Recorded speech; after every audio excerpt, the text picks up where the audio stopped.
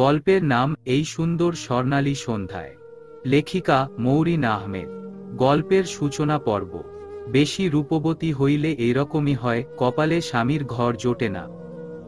ছোট বোনের মুখে এরকম বাঁকা কথা শুনে মুখের হাসি বিলীন হয় চারুলতার। চোখ ঘুরিয়ে বোনের দিকে তাকাতেই দেখে অনুলেখা মুখ কুঁচকে তারই পানে চেয়ে আছে।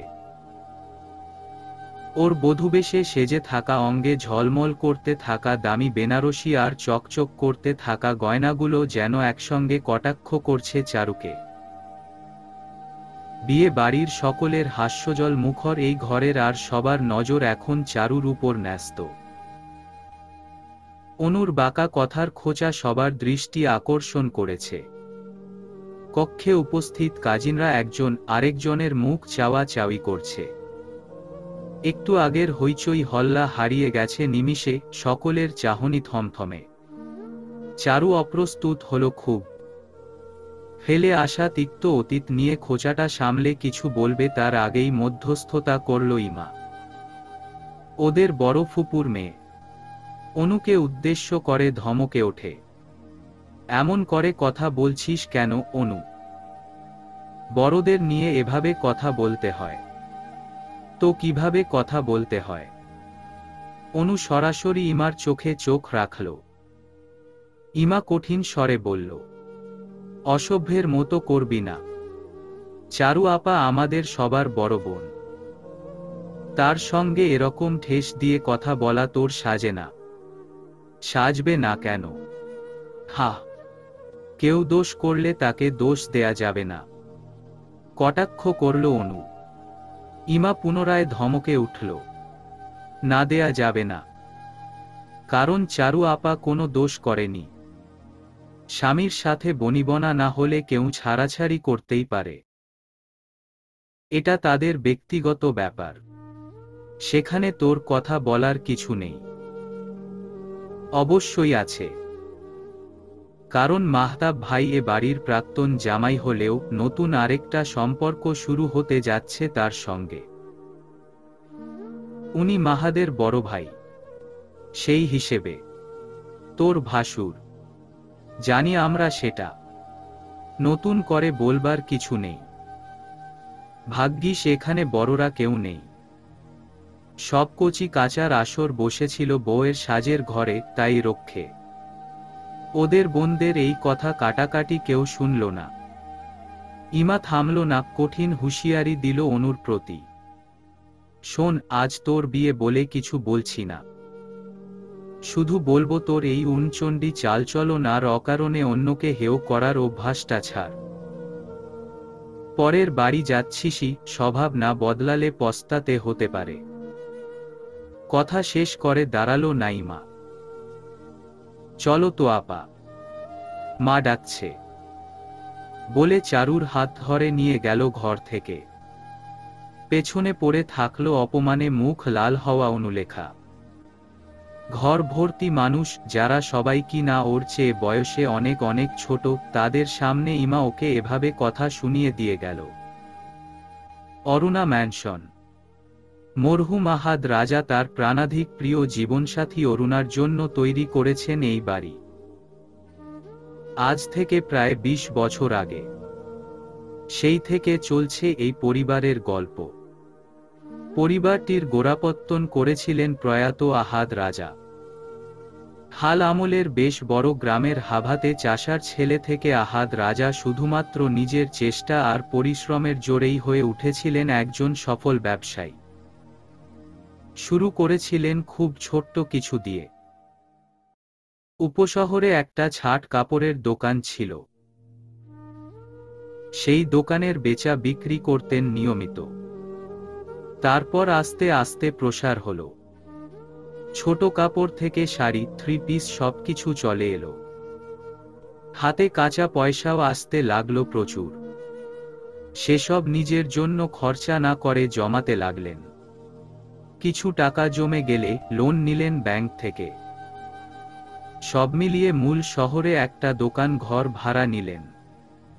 নতুন দোকানের সঙ্গেই রইল টেইলার্স। নিত্য নতুন কাপড়ের চালান আনা শুরু হলো। কর্মচারী বাড়ল। ধীরে ধীরে রমরমা হয়ে উঠল দোকান। এখন গোটা শহরে তার আহাদ এম্পোরিয়াম এর বেশ নামডাক।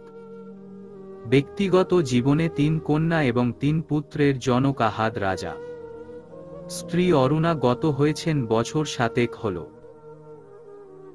সন্তানদের সকলেই বিবাহিত, এমনকি তাদের কারো কারো ছেলে মেয়ের বিয়ে দিয়ে দেয়া হয়েছে কিংবা বিবাহ ভারগ্রস্ত। নিজেদের পরিবার নিয়ে পিতার সঙ্গেই থাকেন এবং 3 পুত্রই পারিবারিক ব্যবসার সঙ্গে জড়িত। পিতার অবসর নেয়ার পর সবকিছু শক্ত হাতে সামলাচ্ছেন তারা। ইতোমধ্যে বেশ উন্নতি সাধন করেছেন। নতুন দোকান হয়েছে বেশ কয়েকটা। একথা সকলেই এক বাক্যে স্বীকার করবেন যে আহাদ রাজার 3 পুত্রই বাপের চেয়েও বেশি বিজ্ঞ এবং দক্ষ হয়ে উঠেছেন। ছেলেদের মধ্যে আজমির রাজা বড়। 2 কন্যার জনক, চারুলতা এবং অনুলেখা।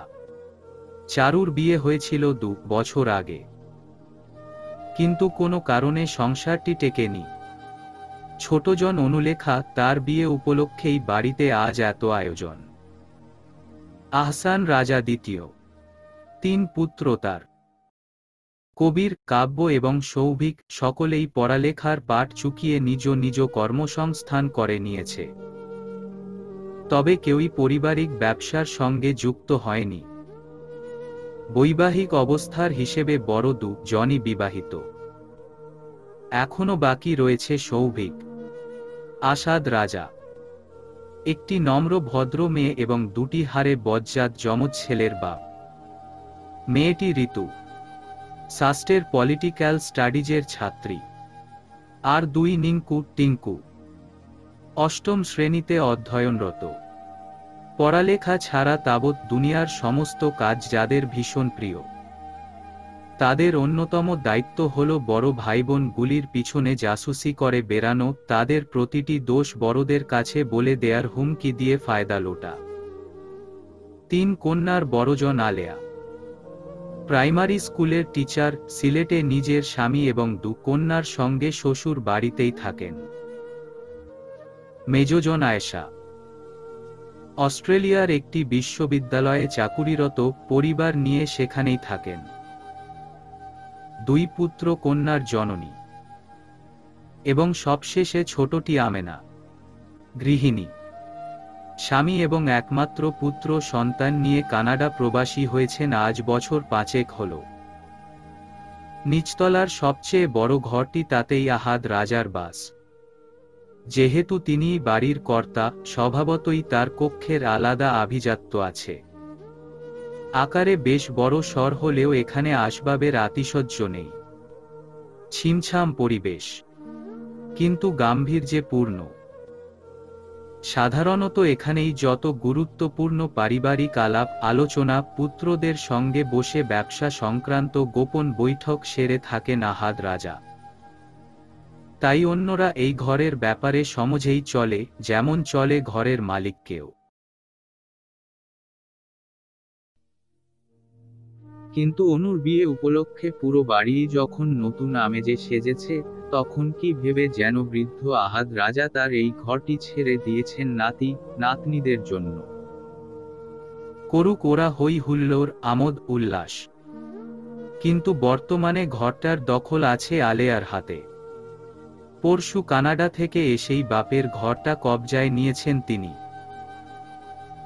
তার বদৌলতেই মহিলা মহলের যত প্রকার আড্ডা, ঠাট্টা, মশকরা, এমনকি পরচর্চা, পরনিন্দারও আসর হয়ে উঠেছে এই জায়গা।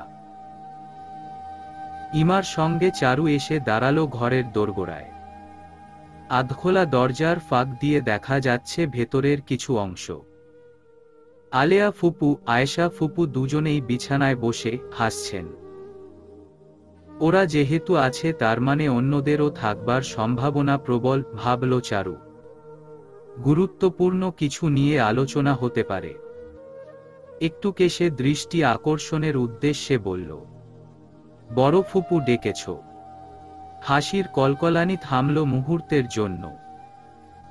সবার দৃষ্টি গিয়ে পড়ল দরজায় দাঁড়ানো চারুলতার পানে।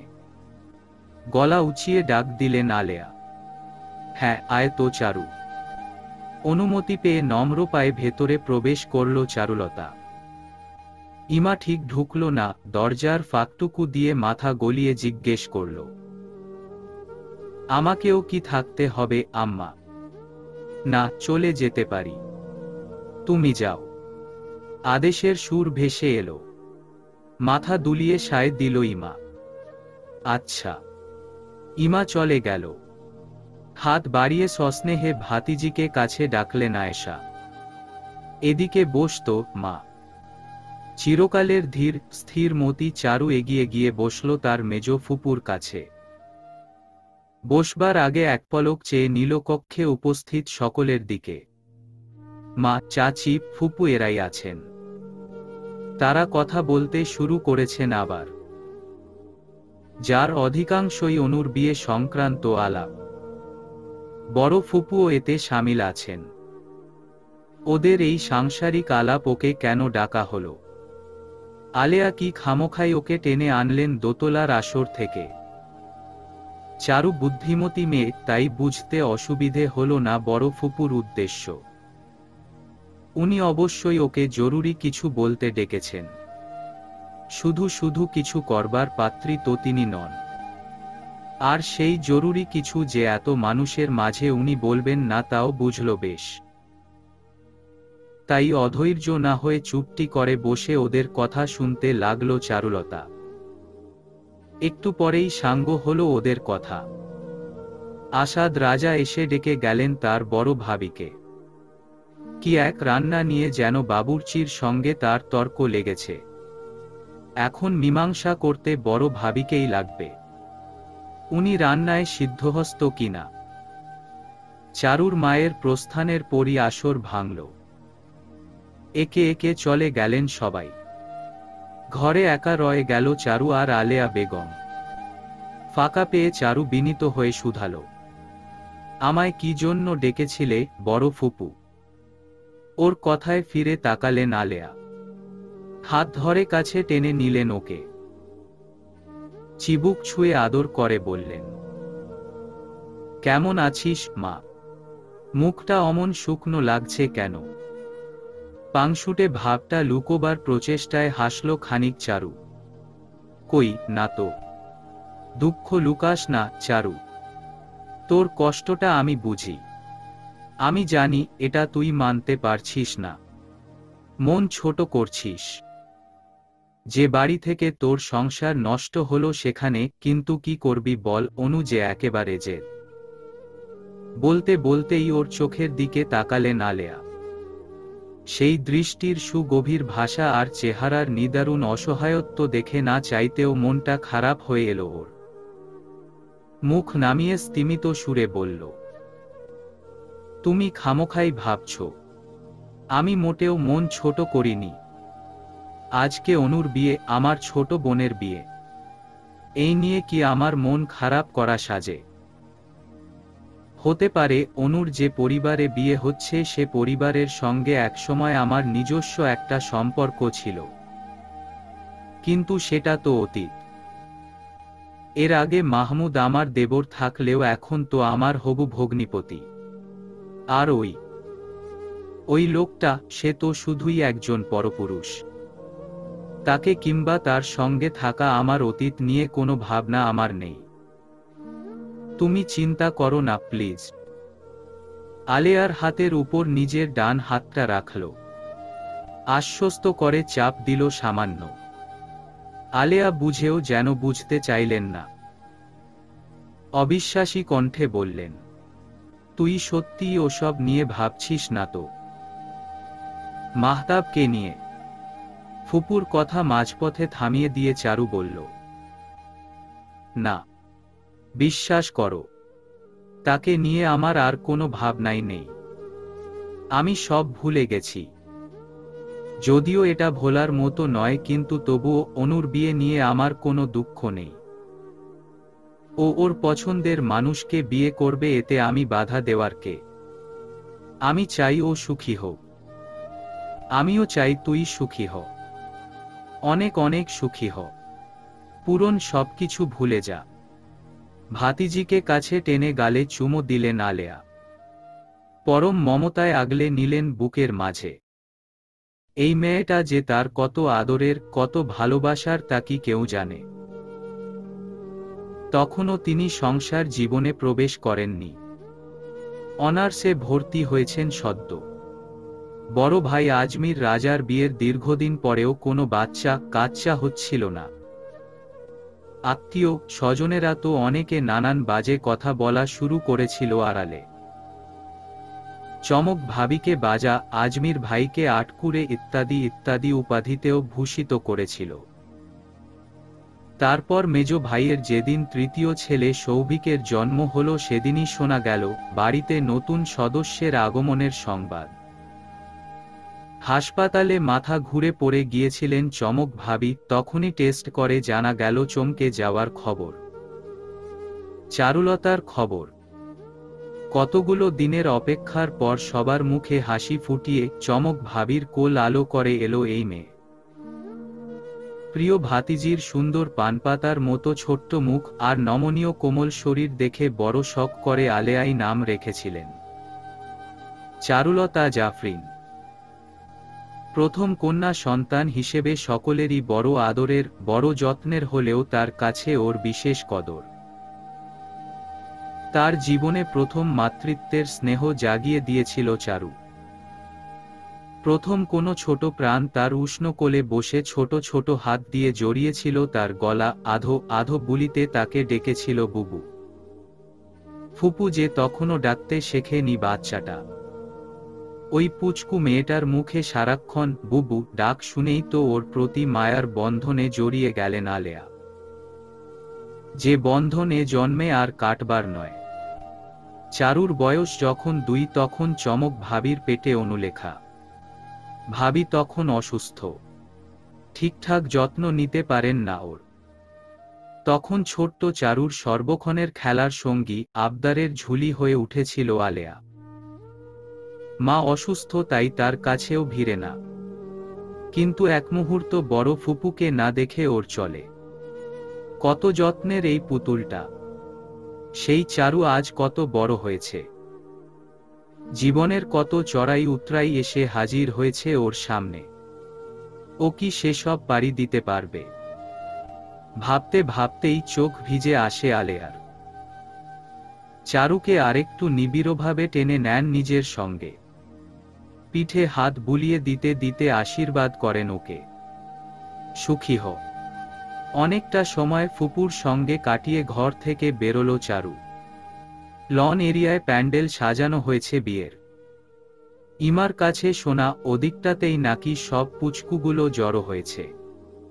গান বাজাচ্ছে, নাচানাচি করছে, আনন্দ করছে নিজেদের মতো করে। অনুর কাছে গিয়ে নতুন করে ঝামেলা বাঁধানোর চেয়ে এই ছোটদের মেলায় যাওয়া যেতে পারে ভেবেই এগুলো চারু। বাইরে পা দিতে না দিতেই কানে এসে বাজলো সাউন্ড বক্সের কান ফাটানো শব্দ। হাইবিটে বেজে চলেছে সেখানে হিন্দি গান। সেই সঙ্গে ওর কাজিন মহলের ছোট ছোট ভাই বোনের সোল্লাসে চিৎকার। সবচেয়ে বেশি শোনা যাচ্ছে টিঙ্কুর ফাটা বাঁশের মতো গলা। 2 মিনিটের মধ্যেই মাথা ধরে গেল চারুর।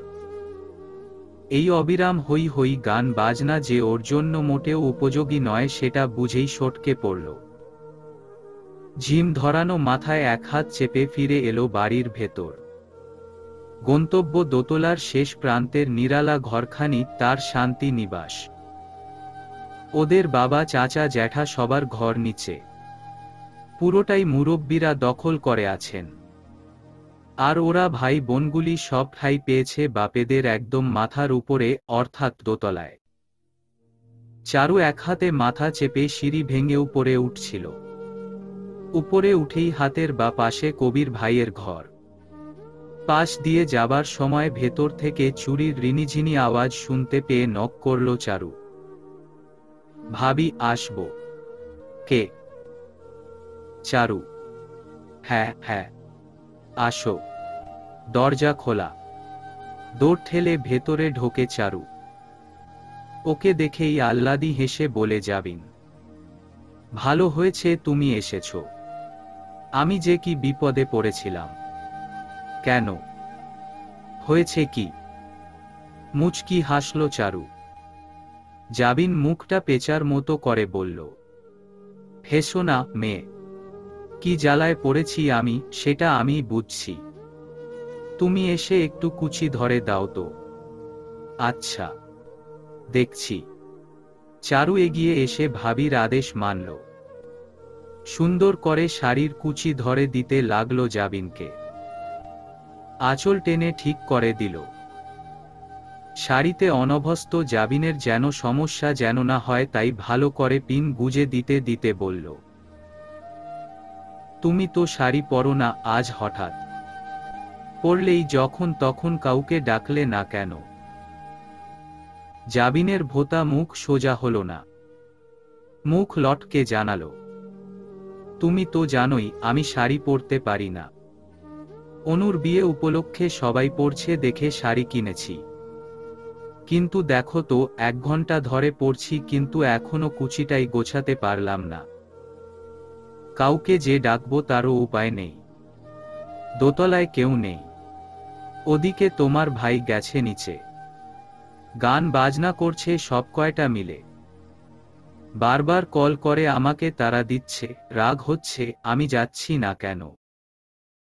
ও কি জানে আমার অবস্থা? শেষের কথাটা একটু রাগ করেই বলল। বেচারির করুণ কাহিনী শুনে ফিক করে হেসে ফেলল চারু। হাসতে হাসতে ভাবির দিকে চেয়ে দেখল তার মুখখানা কেমন ছোট বাচ্চাদের মতো গাল ফুলিয়ে চেয়ে আছে, দেখো। চারু হাসতে হাসতে জাবিনের গালে একটু চিমটি কাটল। ইসস, এখানে খুব রাগ দেখানো হচ্ছে না? নিচে ভাইয়ার সামনে গেলে ঠিকই তো ভুলে যাবে সব। গদ গদ হয়ে পোজ দিয়ে ছবি তুলবে। গোপন কথা ফাঁস হওয়ায় বেশ লজ্জায় পড়তে হলো ওকে। রক্তিমাভা গাল দুটো লুকিয়ে কপট রাগ দেখালো ননদিনীকে। বলেছে তোমাকে? বলেছেই তো। দ্বিগুণ লজ্জায় মিয়ে যায় জাবিন। চারু আরেকটু জোরেই হেসে উঠে এবার। প্রসঙ্গ পাল্টাতে জাবিন হঠাৎ বলে, এই তুমি তখন কি কারণে এসেছিলে বলো তো? এ সময়ে এখানে তো কেউ নেই। তুমি একা একা দোতলায় কি করছো? হঠাৎ কিছু মনে পড়ে যাওয়ায় চারু জানায়, ওহ, আমি এসেছিলাম একটা ঔষধ নিতে।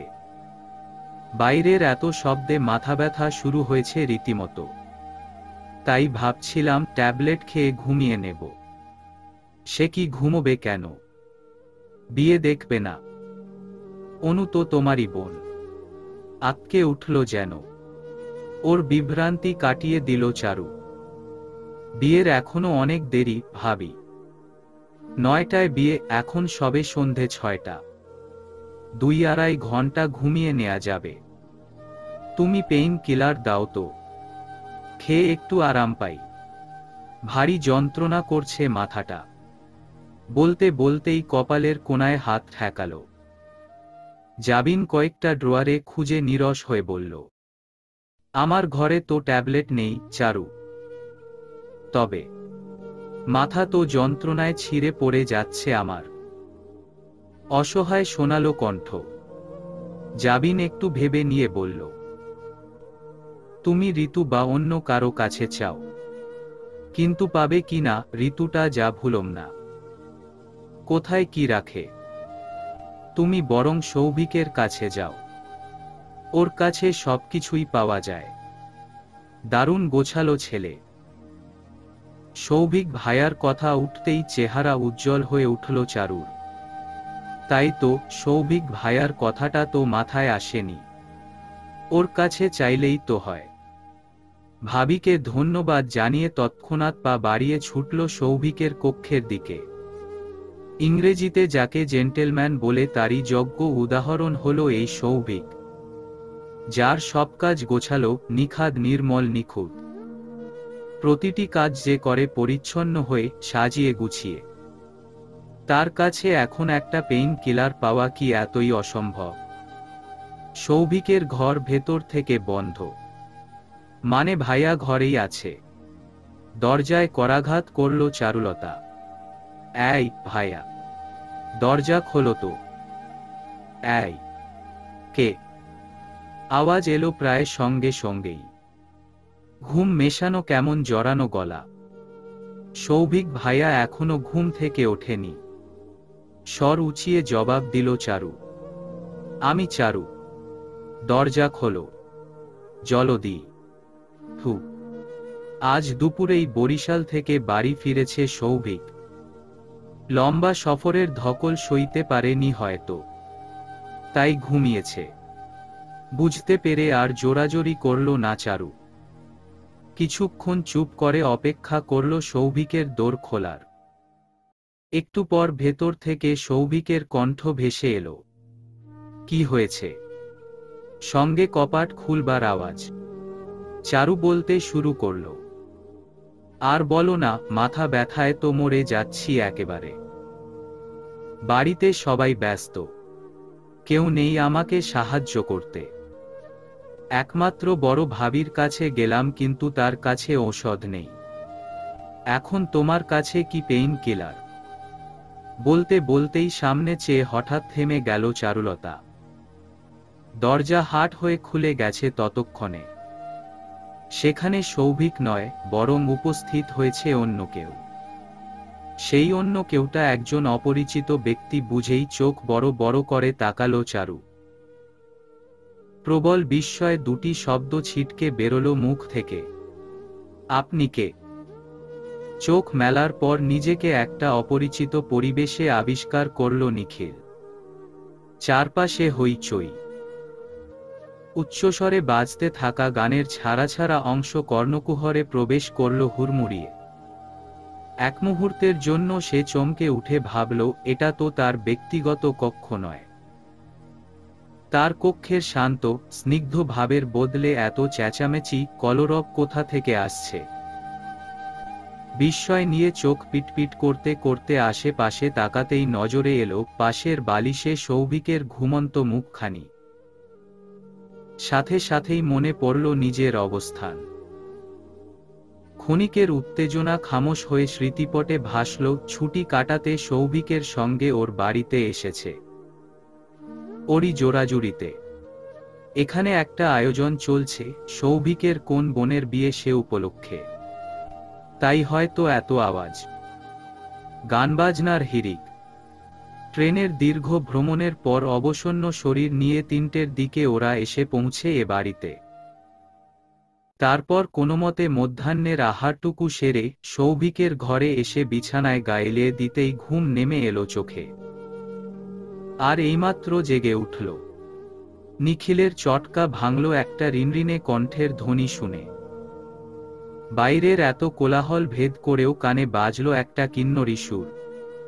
ভাইয়া, দরজা খোল। সঙ্গে করাঘাতের আওয়াজ। নিখিল পাশ ফিরে সৌভিককে ডাকে। দোস্ত, কে যেন এসেছে। নক করছে বাইরে। ওঠ। চোখ না মেলেই আলসেটা শুধায়। কে? আমি চারু।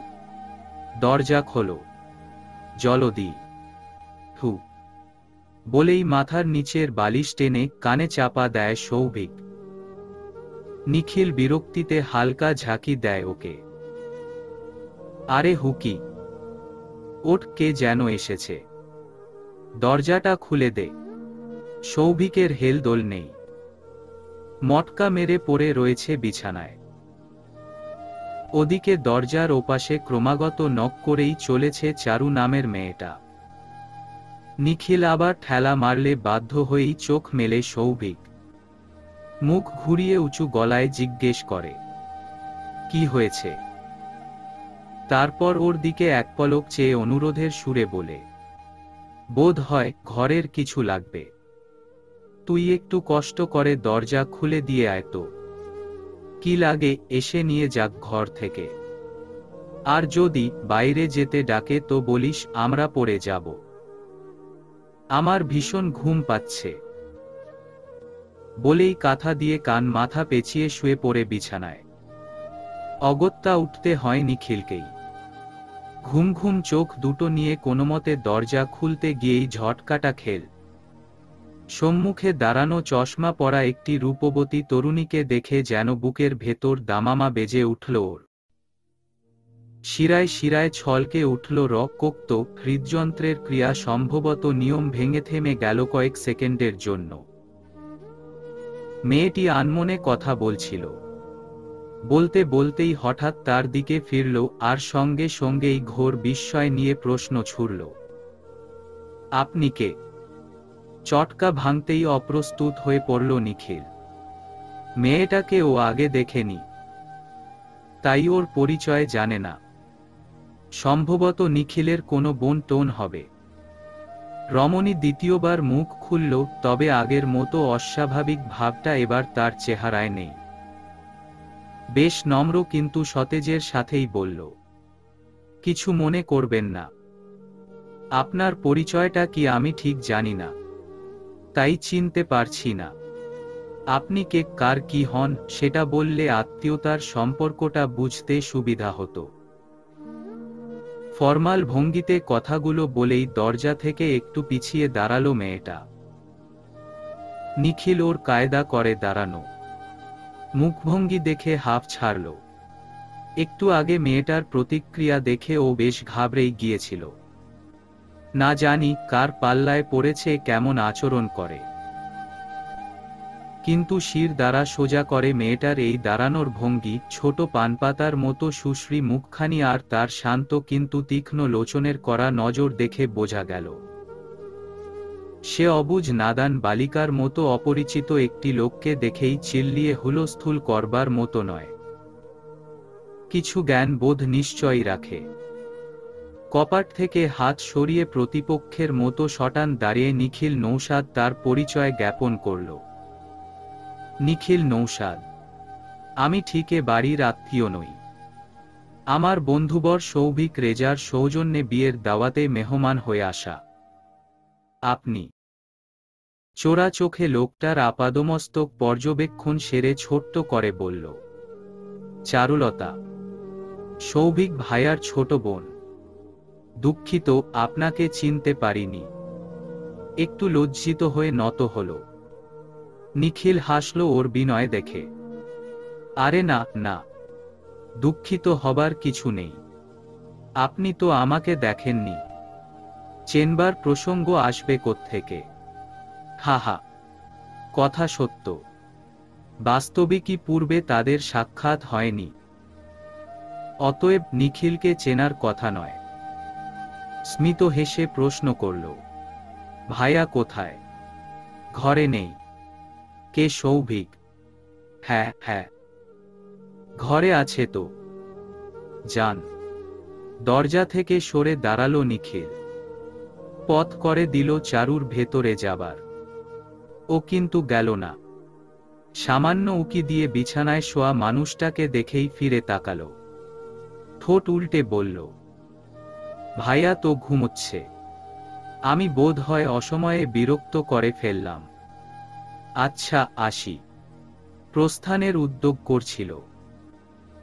নিখিল শুধালো, ওকে ডাকছিলেন কেন?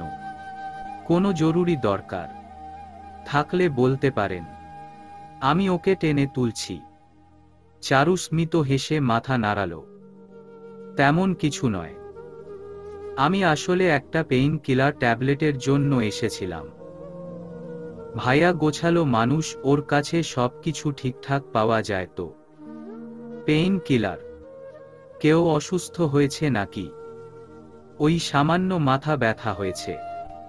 সামান্য ব্যথায় কেউ তো ওষুধ গেলে না। অন্তত বাঙালিদের এ ব্যাপারে বিশ্বাস করা যায় না। অবস্থা নিশ্চয়ই গুরুতর। আপনি দাঁড়ান, আমি এনে দিচ্ছি। আমার কাছে রয়েছে। চারুকে রেখে ঘরে ঢুকে গেল নিখিল। ফিরল সেকেন্ড 30 বাদে, হাতে এক পাতা প্যারাসিটামল নিয়ে।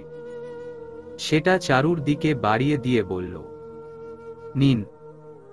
এক পাতা প্যারাসিটামল আমার কাছে সবসময় থাকে। এই দিয়ে আপনি আপনার সমস্যার সমাধান করুন। ধন্যবাদ। চারু মিষ্টি হাসি দিয়ে চলে এলো তৎক্ষণাৎ। অনুর এই বিয়েতে বাড়ির কেউই প্রথমটায় রাজি ছিল না। বড়রা তো নয়, ছোটরা অবধি ঘোর বিরোধী ছিল এমন বিব্রতকর সম্বন্ধ মেনে নেয়ার ক্ষেত্রে। সবার মুখেই ছিল একই কথা, এ কি করে হয়? যে বাড়িতে বড় বোনের সংসার টেকেনি, তালাক নিয়ে বাড়ি ফিরে এসেছে বিয়ের মাস 6 মধ্যে, সে বাড়িতে তারই ছোট বোনের বিয়ে, এ কি মেনে নেয়া যায়? কিন্তু মেনে নিতে হয়েছে। অনুর অসম্ভব রকমের জেদ একগুঁয়েমির কারণে মেনে নিতে বাধ্য হয়েছে সবাই। পারিবারিকভাবেই চারুর বিয়েটা হয়েছিল মাহতাবের সঙ্গে। ওই বিয়েকে কেন্দ্র করেই বরের ছোট ভাই মাহাদের সঙ্গে প্রণয়ের সম্পর্ক তৈরি হয় কনের ছোট বোন অনুলেখার। বিয়ের নানা আনুষ্ঠানিকতায় চিরায়ত বেআইন সম্পর্কের টক ঝাল ঝগড়া আর ঠাট্টা মশকরার আসরে সেটা বুঝতে বাকি ছিল না কারো। তাই মোটামুটি দু পরিবারই মনে মনে সিদ্ধান্ত নিয়েছিল এদেরও একই সুতোয় বাঁধবার। সব ঠিক চলছিল, কিন্তু একদিন সব পাল্টে গেল।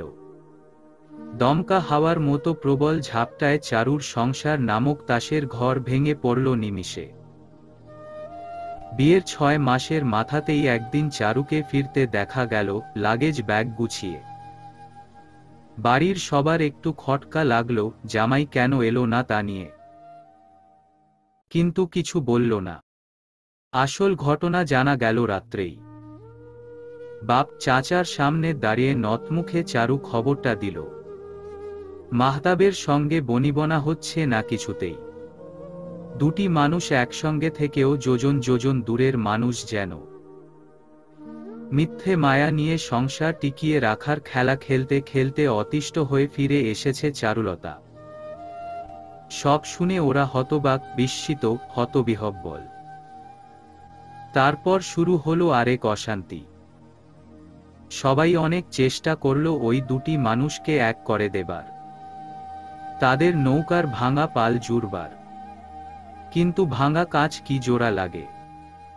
কাঁচের মতো চূর্ণ বিচূর্ণ হয়ে একে অপরের থেকে ছিটকে পড়ে যাওয়া ওদের, তাই আর জোড়া লাগানো যায়নি। তালাকের তকমা নিয়ে ফেরে চারুলতা। চাঁদবদন মুখটিতে লাগে কলঙ্কের ছাপ। চারুর সবকিছু শেষ হয়ে গেলেও অনুর তখন সবে শুরু। চারুর বিয়েতেই প্রথমবারের মতো দেখা হয় মাহাদের সঙ্গে। এরপর সব আনুষ্ঠানিকতা শেষ হয়ে গেলে বোনকে দেখার অছিলায় প্রায়ই বোনের শ্বশুরবাড়িতে হাজির হতো অনু। নিয়মিত সাক্ষাৎ হতো মাহাদের সঙ্গে। ওদের রসায়নটা যখন জমে উঠতে শুরু করেছে, তখনই ভাঙ্গনের করাল গ্রাস লেগেছিল চারুর সংসারে। তারপর তো একসময় ওই পরিবারের সাথে সব সম্পর্ক ছিন্ন করে ফিরেই এলো চারু। সবকিছু জেনে শুনেও ওরা এগিয়েছিল প্রণয় থেকে পরিণয়। স্বভাবতই এই বিষয় নিয়ে দ্বিমত ওঠে। বিব্রতকর পরিস্থিতি এড়াতে প্রথম দফাতেই প্রস্তাব নাকচ করা হয়। কিন্তু কথায় আছে, পিরিতি কাঁঠালের আঠা, লাগলে পড়ে ছাড়ে না। অনু মাহাদের প্রেমও তাই ছাড়ল না। নানান জটিলতার পরও কাঁঠালের আঠার মতো লেগে থাকতে থাকতে শেষ অবধি দুই পরিবার রাজি হল বিয়েতে। ঘড়ির কাঁটায় 8:30। বর্ণিল অরুণা ম্যানশনে চলছে আনন্দ উৎসব। ঝকঝকে তকতকে সুন্দর পাঞ্জাবি পরে, গায়ে সুগন্ধি মেখে, এক্কেবারে ফুল বাবুটি সেজে বন্ধু নিখিলকে নিয়ে ঘর থেকে বেরোল সৌভিক। প্যান্ডেলের দিকে ছুটল অন্যদের কাছে। বিয়ের আয়োজন চলছে জমিয়ে। বধূবেশে সজ্জিত অনুকে ইতোমধ্যেই নিয়ে যাওয়া হয়েছে স্টেজে। তাকে ঘিরেই এখন ভিড়। আত্মীয় স্বজনের তো মেলা লেগে আছেই, সঙ্গে আছে ক্যামেরাম্যানের ভিড়। বিয়েতে বড় শখ করে একদল লোক ভাড়া করে এনেছে অনুলেখা ফটোশ্যুট করবার জন্য। তার মতে, বিয়ে তো একবারই করব, তাতে একটু ছবি টবি তুলব না। ছবি তুলতে দোষ ছিল না, কিন্তু সেটা নিয়ে বাড়াবাড়িও ভালো লাগেনি কারোরই। এমনিতেই বিয়েটা নিয়ে একটু খুঁতখুঁতে ভাব দুটো পরিবারের মধ্যেই আছে, তবুও কি আর করা। নিখিলকে সঙ্গে নিয়ে প্যান্ডেলের ভেতরে ঢুকল সৌভিক। কনের সঙ্গে দেখা করানো হয়নি বন্ধুকে, তাই দেখা করাতে নিয়ে যাচ্ছে।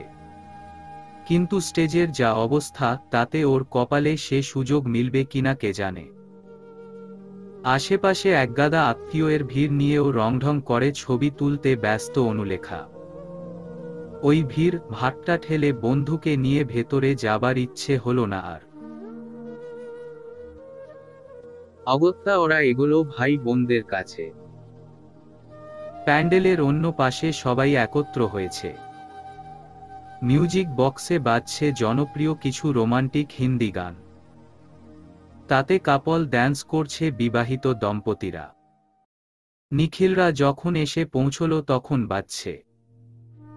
দর্শকদের মধ্যমণি হয়ে শাহরুখ দীপিকার পাঠ করছে একটি সুদর্শন দম্পতি। টুকটুকে লাল শাড়ি জড়ানো এক রূপবতী বধূ আর কালো স্যুট টাই পরিহিত সুপুরুষ নাচছে সুরের ছন্দে ছন্দে।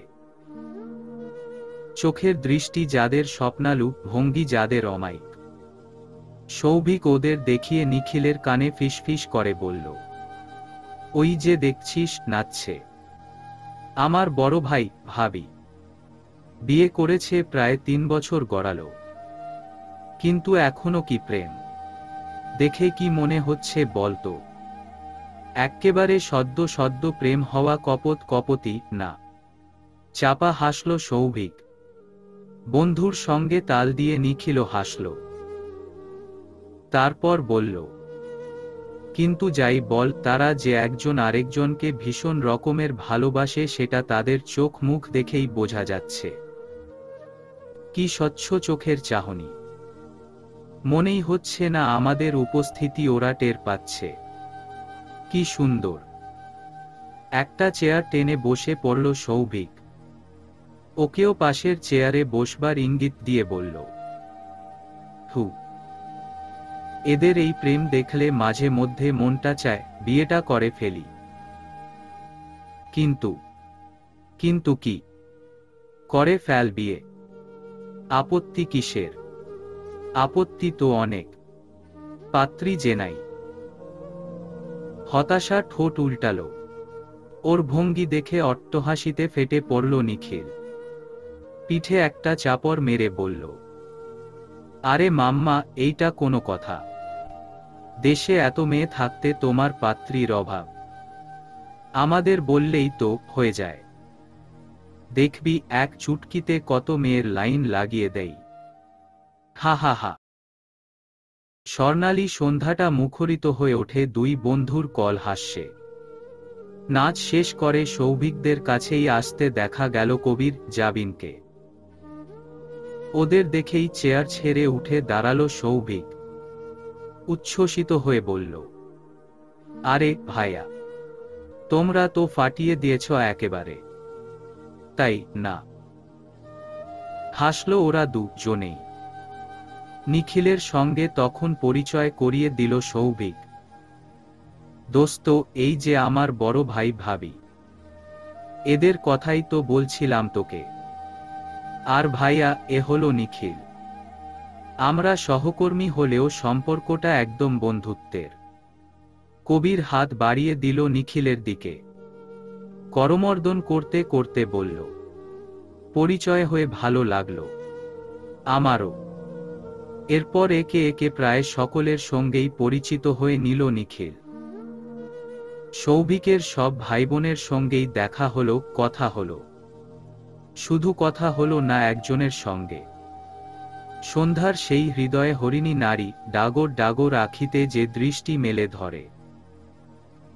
পানপাতার ন্যায় ছোট্ট মুখ খানিতে যার সর্বদা মিষ্টতা লেপ্টে, সেই চারুলতারই সাক্ষাৎ পেল না নিখিল। সারা বিয়েবাড়ি জুড়ে এত এত মানুষের মাঝেও নিখিলের দুটি চোখ শুধু তাকেই খুঁজে বেড়াল।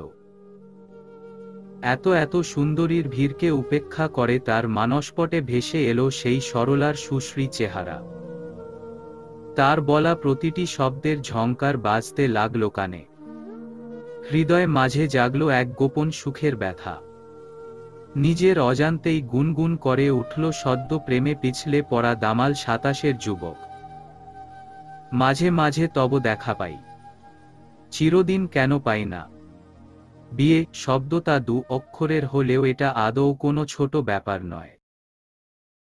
এতে দুটি মানুষকে সারা জীবনের জন্য তো এক করে দেয়া হয়, সঙ্গে দুটি ভিন্ন পরিবারের মধ্যেও সৃষ্টি করে দেয় নতুন সম্পর্কের, যার সূচনা বিয়ের অনুষ্ঠান থেকেই। মুসলিম মত অনুসারে বিয়ের কালেমা পড়তে আর রেজিস্ট্রি পেপারে সাইন করতে কখনো মিনিট ২০-এর বেশি লাগে না। অথচ এই ছোট্ট কাজ সারবার জন্য কত যে আয়োজন মানুষ করে তার ইয়াত্তা নেই। গায়ে হলুদ, মেহেদি, কত কিছু করে বিয়ে। আবার সেই বিয়েতেও কি কম ঝক্কি। অন্যান্য বিয়ের ক্ষেত্রে যা হয়, গাড়ি থেকে বর নামতেই সারা বাড়িতে সাড়া পড়ে যায়, বর এসেছে, বর এসেছে। তার সঙ্গে সঙ্গেই উঠতি বয়সী সব ছেলেপুলেরা ভিড় জমায় গেটের কাছে। বরের পথ আটকে তার স্বরে চেঁচায়, টাকা দাও, নইলে ভেতরে যাওয়া হবে না। বরপক্ষ প্রথমে রাজি হলেও কনেপক্ষের আকাশছোঁয়া চাহিদা দেখে পিছিয়ে যেতে বাধ্য হয়। দুপক্ষের চলে কাঁচা বাজারে সবজি কেনার মতো দরকষাকষি। পরিবেশ সরগরম হয়ে উঠে মুহূর্তেই। চিৎকার চেঁচামেচিতে মুখরিত হয় সবকিছু। কয়েক প্রস্থ কথা কাটাকাটি শেষে মুরব্বি স্থানীয় কারো হস্তক্ষেপে বর ভেতরে ঢুকবার অনুমতি পায়। মিষ্টি মুখ করে ফুলের তোড়া উপহার নিয়ে বর হেলেদুলে গিয়ে স্টেজে বসে। আত্মীয় স্বজনদের নিয়ে সেখানে চলে হাসি ঠাট্টার আসর।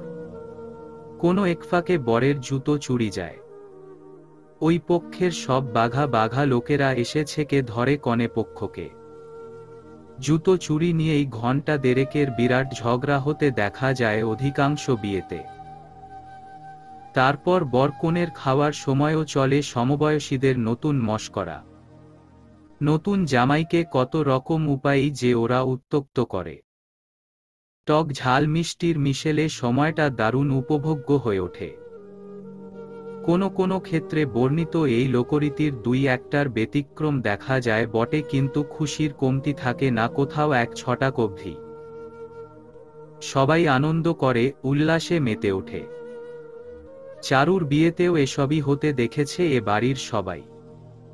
বংশের প্রথম মেয়ের বিয়েতে সবাই ভীষণ আনন্দ করেছিল। গেট ধরা, জুতো চুরি থেকে শুরু করে সবটাই করেছিল ওরা সব ভাইবোনেরা মিলে। কিন্তু এবার অনুর বিয়েতে এসবের কিছুই যেন হলো না। বড়রা আয়োজনের কোনো ত্রুটি রাখেননি, আপ্যায়নেও কিছু কমতি নেই। তবুও সেরকম ভাবে জমল না অনুষ্ঠান।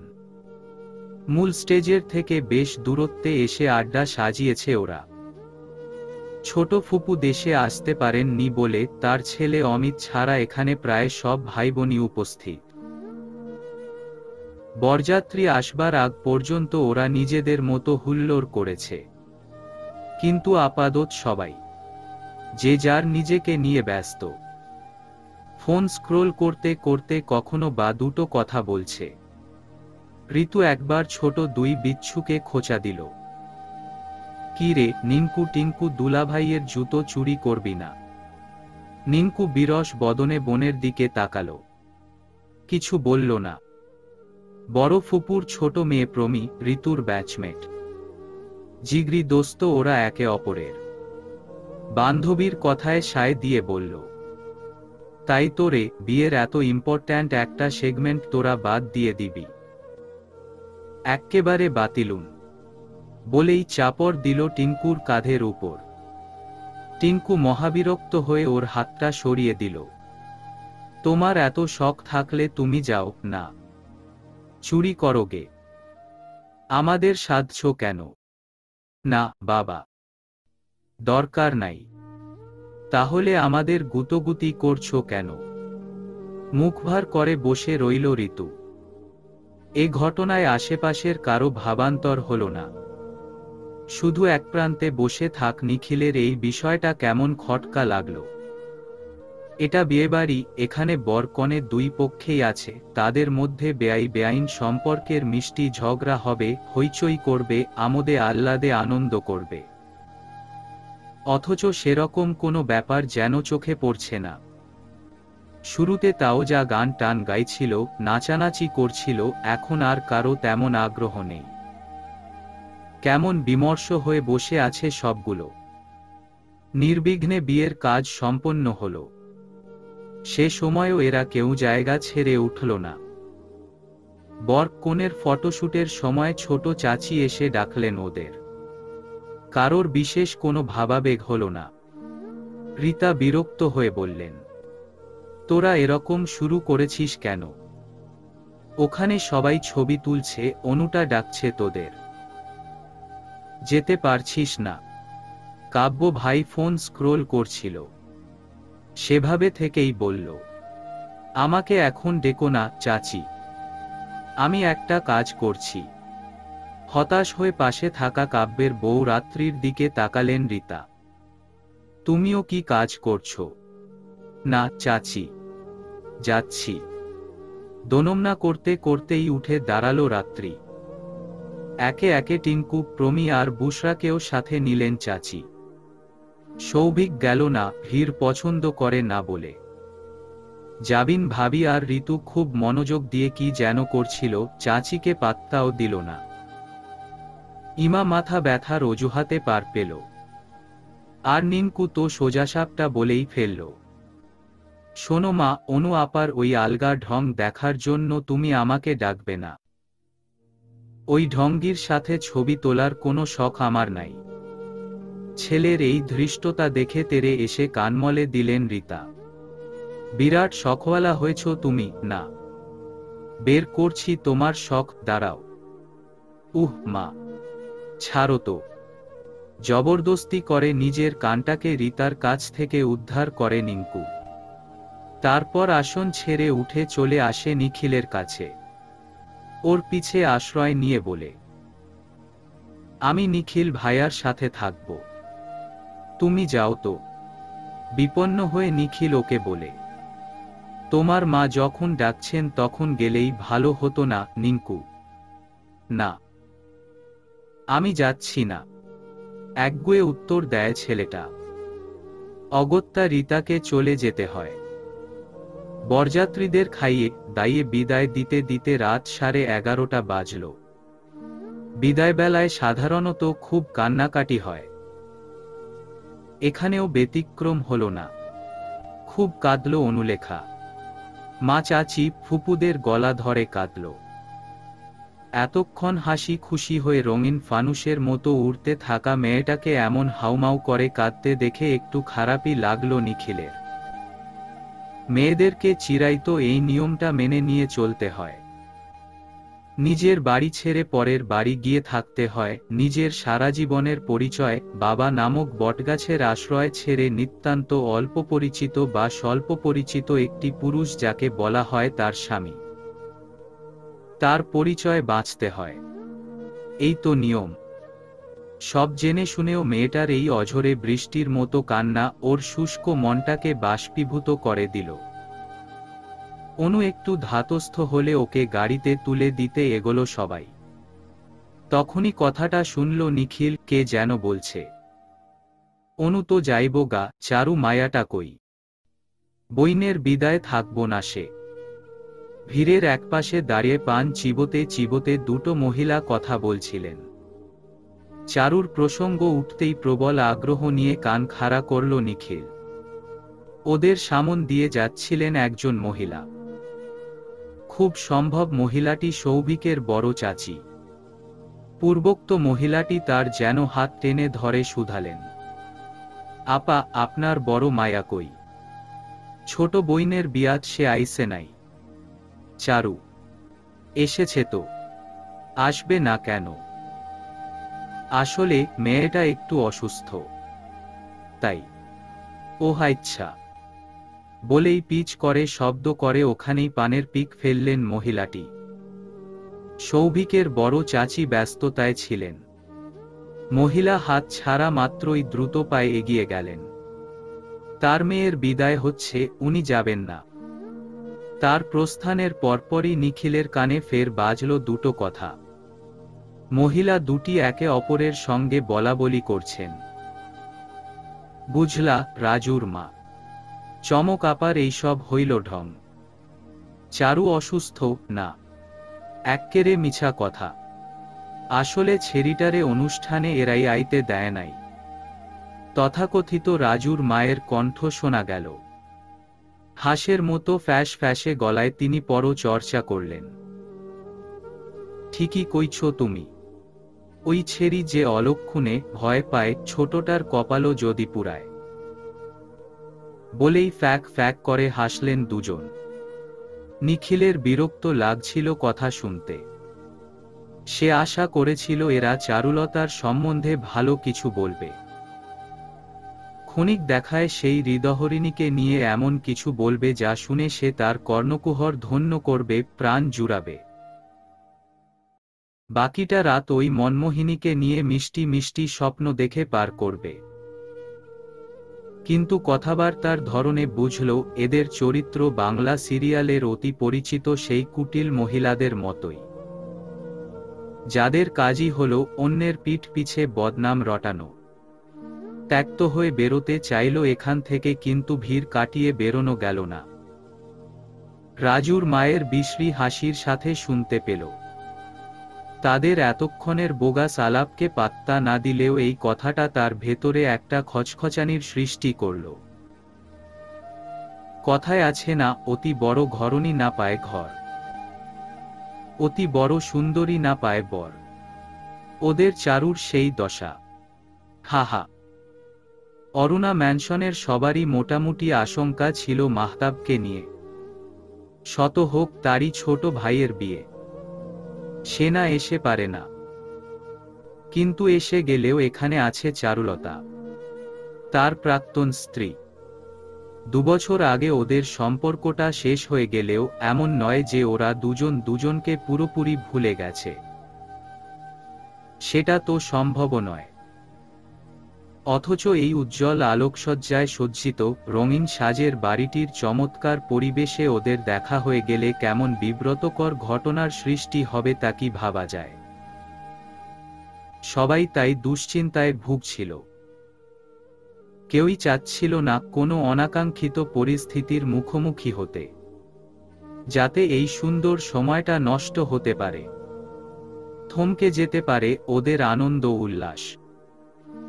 কিন্তু ওদের ভাগ্যটা ভালো, কোনো অপ্রত্যাশিত কিছু ঘটল না এ যাত্রায়।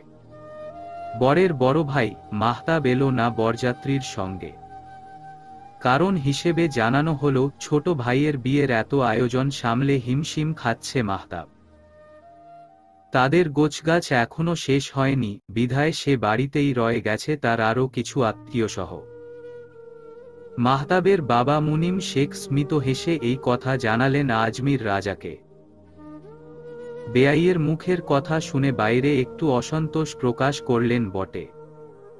না না ভাই সাহেব, কাজটা ঠিক হয় নাই। ছোট ভাইয়ের বিয়েতে আসলো না, এটা কেমন কথা? বলে রাগও দেখালেন খানিক, কিন্তু মনে মনে তিনি হাফও ছাড়লেন। মাহতাব ছেলেটা কাজটা ঠিকই করেছে না এসে। এতে তারও মঙ্গল আর তার বরমেয়ে চারুরও। আর এর ফলে নির্ঘাত অস্বস্তির হাত থেকে বেঁচে গেলেন তিনি এবং তার পরিবারও। বাড়ির বড় কর্ত্রী হিসেবে বাড়ির প্রতিটি ঘরের চাবি, প্রতিটি জিনিসের সঠিক তত্ত্বাবধান করেন চমক। তাই বাড়ির অন্য সদস্যের চেয়ে সবকিছুতেই তার কর্তব্য যেন একটু বেশি। ছোট বউয়েরা যতই কাজ করুক, সাহায্য করুক, যিনি মূল তিনি তো মূলই। এই বাড়ির প্রতিটি কাজের পরিকল্পনা, রক্ষণাবেক্ষণ সবই তার কাঁধের উপর। আর আজ তার মেয়ের বিয়ে, সেখানে তার দায় দায়িত্ব কি কম। বিয়ের খাবারের আয়োজন, বাবুর্চির সঙ্গে বোঝাপড়া, বেঁচে যাওয়া খাবারের বিলি বটন, সব ঠিকঠাক করে গুছিয়ে চমক যখন শোবার ঘরে ঢুকেছেন রাত 12টা পেরিয়েছে। আজমির রাজা অনেক আগেই শুয়ে পড়েছেন, এতক্ষণে বোধ হয় ঘুমিয়েও গেছে। ক্লান্ত শরীর নিয়ে বিছানায় গা এলাতে এলাতে তিনি মৃদু স্বরে ডাকলেন স্বামীকে। ঘুমিয়েছ? আশা করেননি কোনো জবাবের। তিনি তো জানেনই লোকটা ঘুমিয়েছে, তবুও শুধু অভ্যাসবশত ডেকেছেন। পাশ ফিরে শুতেই আজমির সাহেবের গলা শোনা গেল, না, মেয়ে বিয়ে দিয়েছি, আজ কি আর ঘুম আসবে বলো? ছোট্ট একটা শ্বাস ফেলে চমক বললেন, এক মেয়েকে বিয়ে দিলাম আরেক মেয়েকে কষ্ট দিয়ে। যে বাড়িতে বড় মেয়ের জায়গা হলো না, সে বাড়িতেই ঢাকঢোল পিটিয়ে ছোট মেয়েকে পাঠাচ্ছি। আমরা কেমন বাবা মা? কাজটা ঠিক হয়নি জানি চারুর মা, কিন্তু কি করতাম? তোমার ছোট মেয়ের জেদ। চুপ করলেন আজমির রাজা। সন্তান স্নেহের কাছে তারা সবাই বাধা। এক সন্তানের জন্য তারা আরেকজনকে কষ্ট দিতে পারেন না। চারুর দুর্ঘটনাটা হওয়ার পর তারা চেয়েছিলেন অনুর অন্য জায়গায় বিয়ে দিতে, কিন্তু মেয়ে রাজি হয়নি। জানিয়েছে মাহাদকে সে ভালোবাসে। বড় বোনের জীবনের দুর্গতির জন্য নিজের ভালোবাসাকে ত্যাগ করতে পারে না। তারপরও যদি তারা ওকে অন্যত্র বিয়ে দেওয়ার প্রচেষ্টা চালান, তবে মেয়ে ভালো মন্দ কিছু একটা করে ফেলতে দ্বিধা করবে না। এই নিয়ে বাড়িতে বহুত ঝগড়া অশান্তি হয়ে গেলেও যেদি মেয়েটা নিজের সিদ্ধান্ত থেকে নড়েনি। মার খেয়ে পর্যন্ত অটল থেকেছে নিজের কথায়। মেয়ের সঙ্গে রাগ করে দীর্ঘদিন কথা বলা বন্ধ করেছিলেন আজমির রাজা।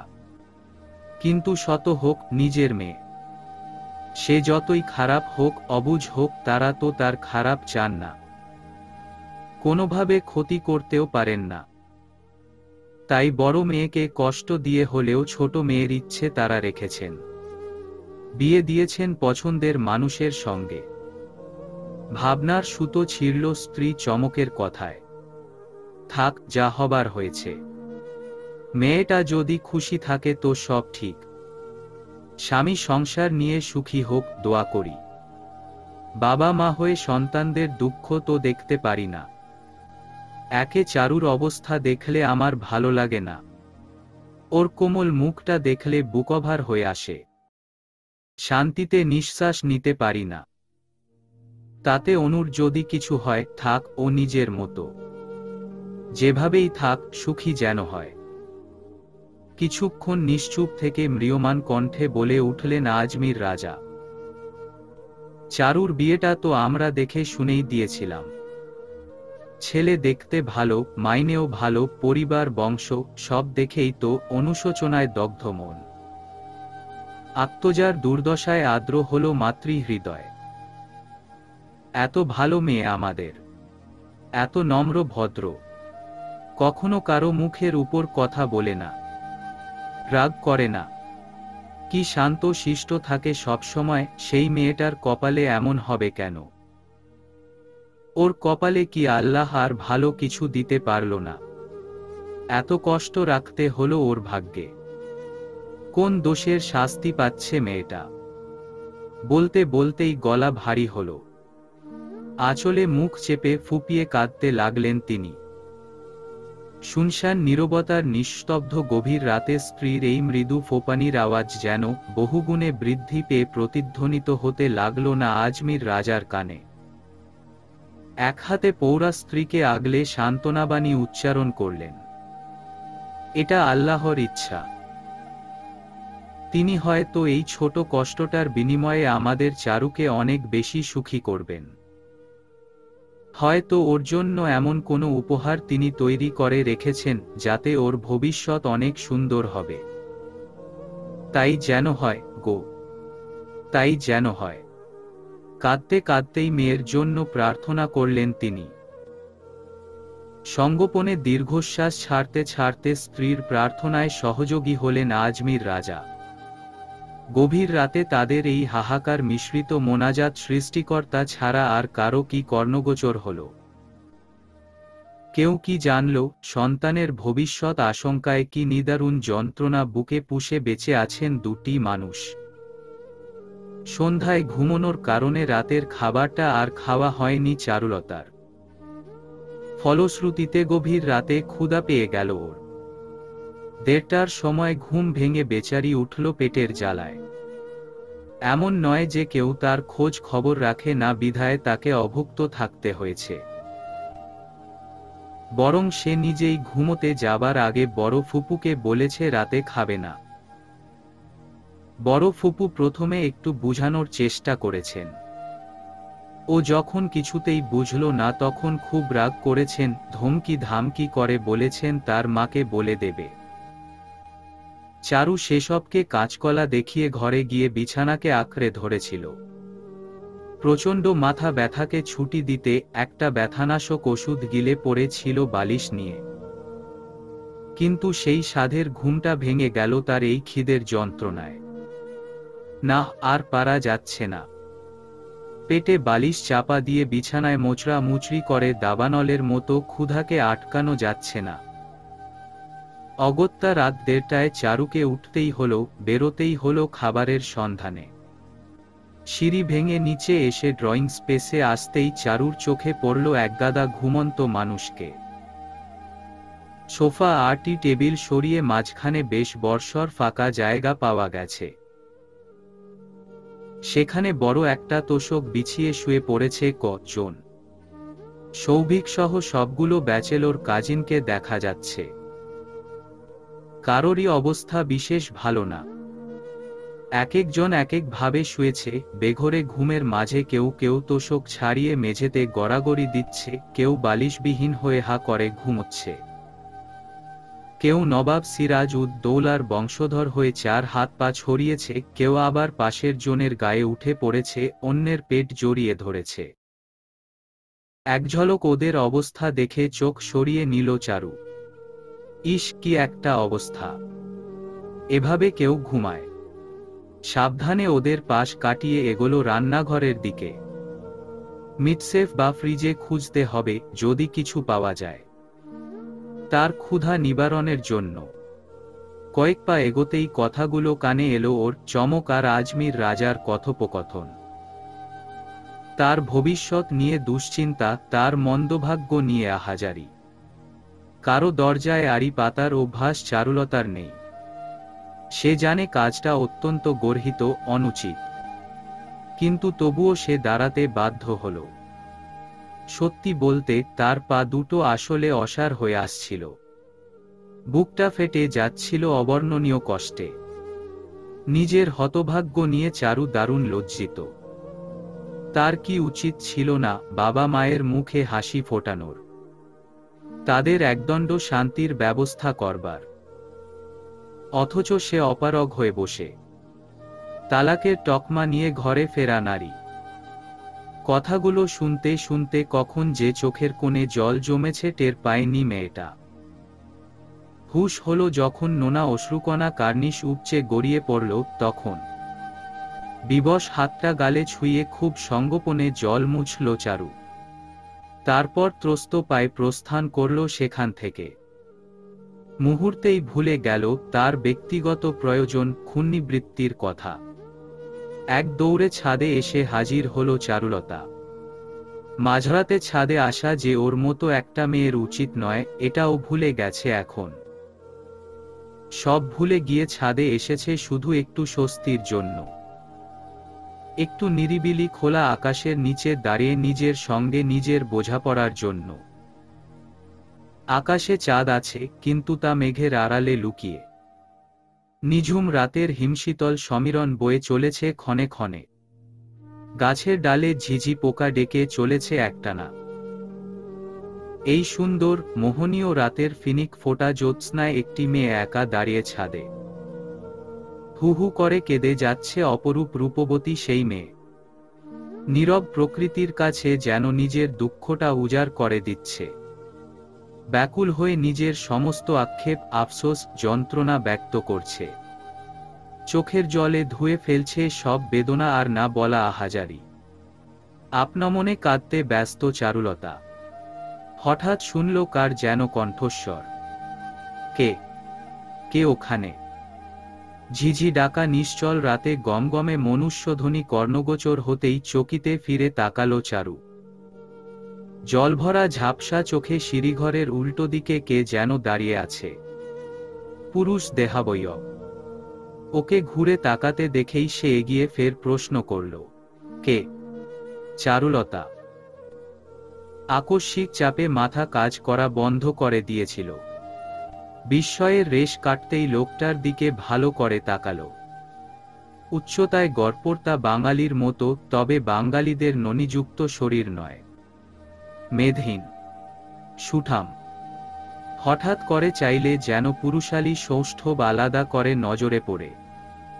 এই অপরিচিত লোকটি ঠিক কে চারু চিনে উঠতে পারে না।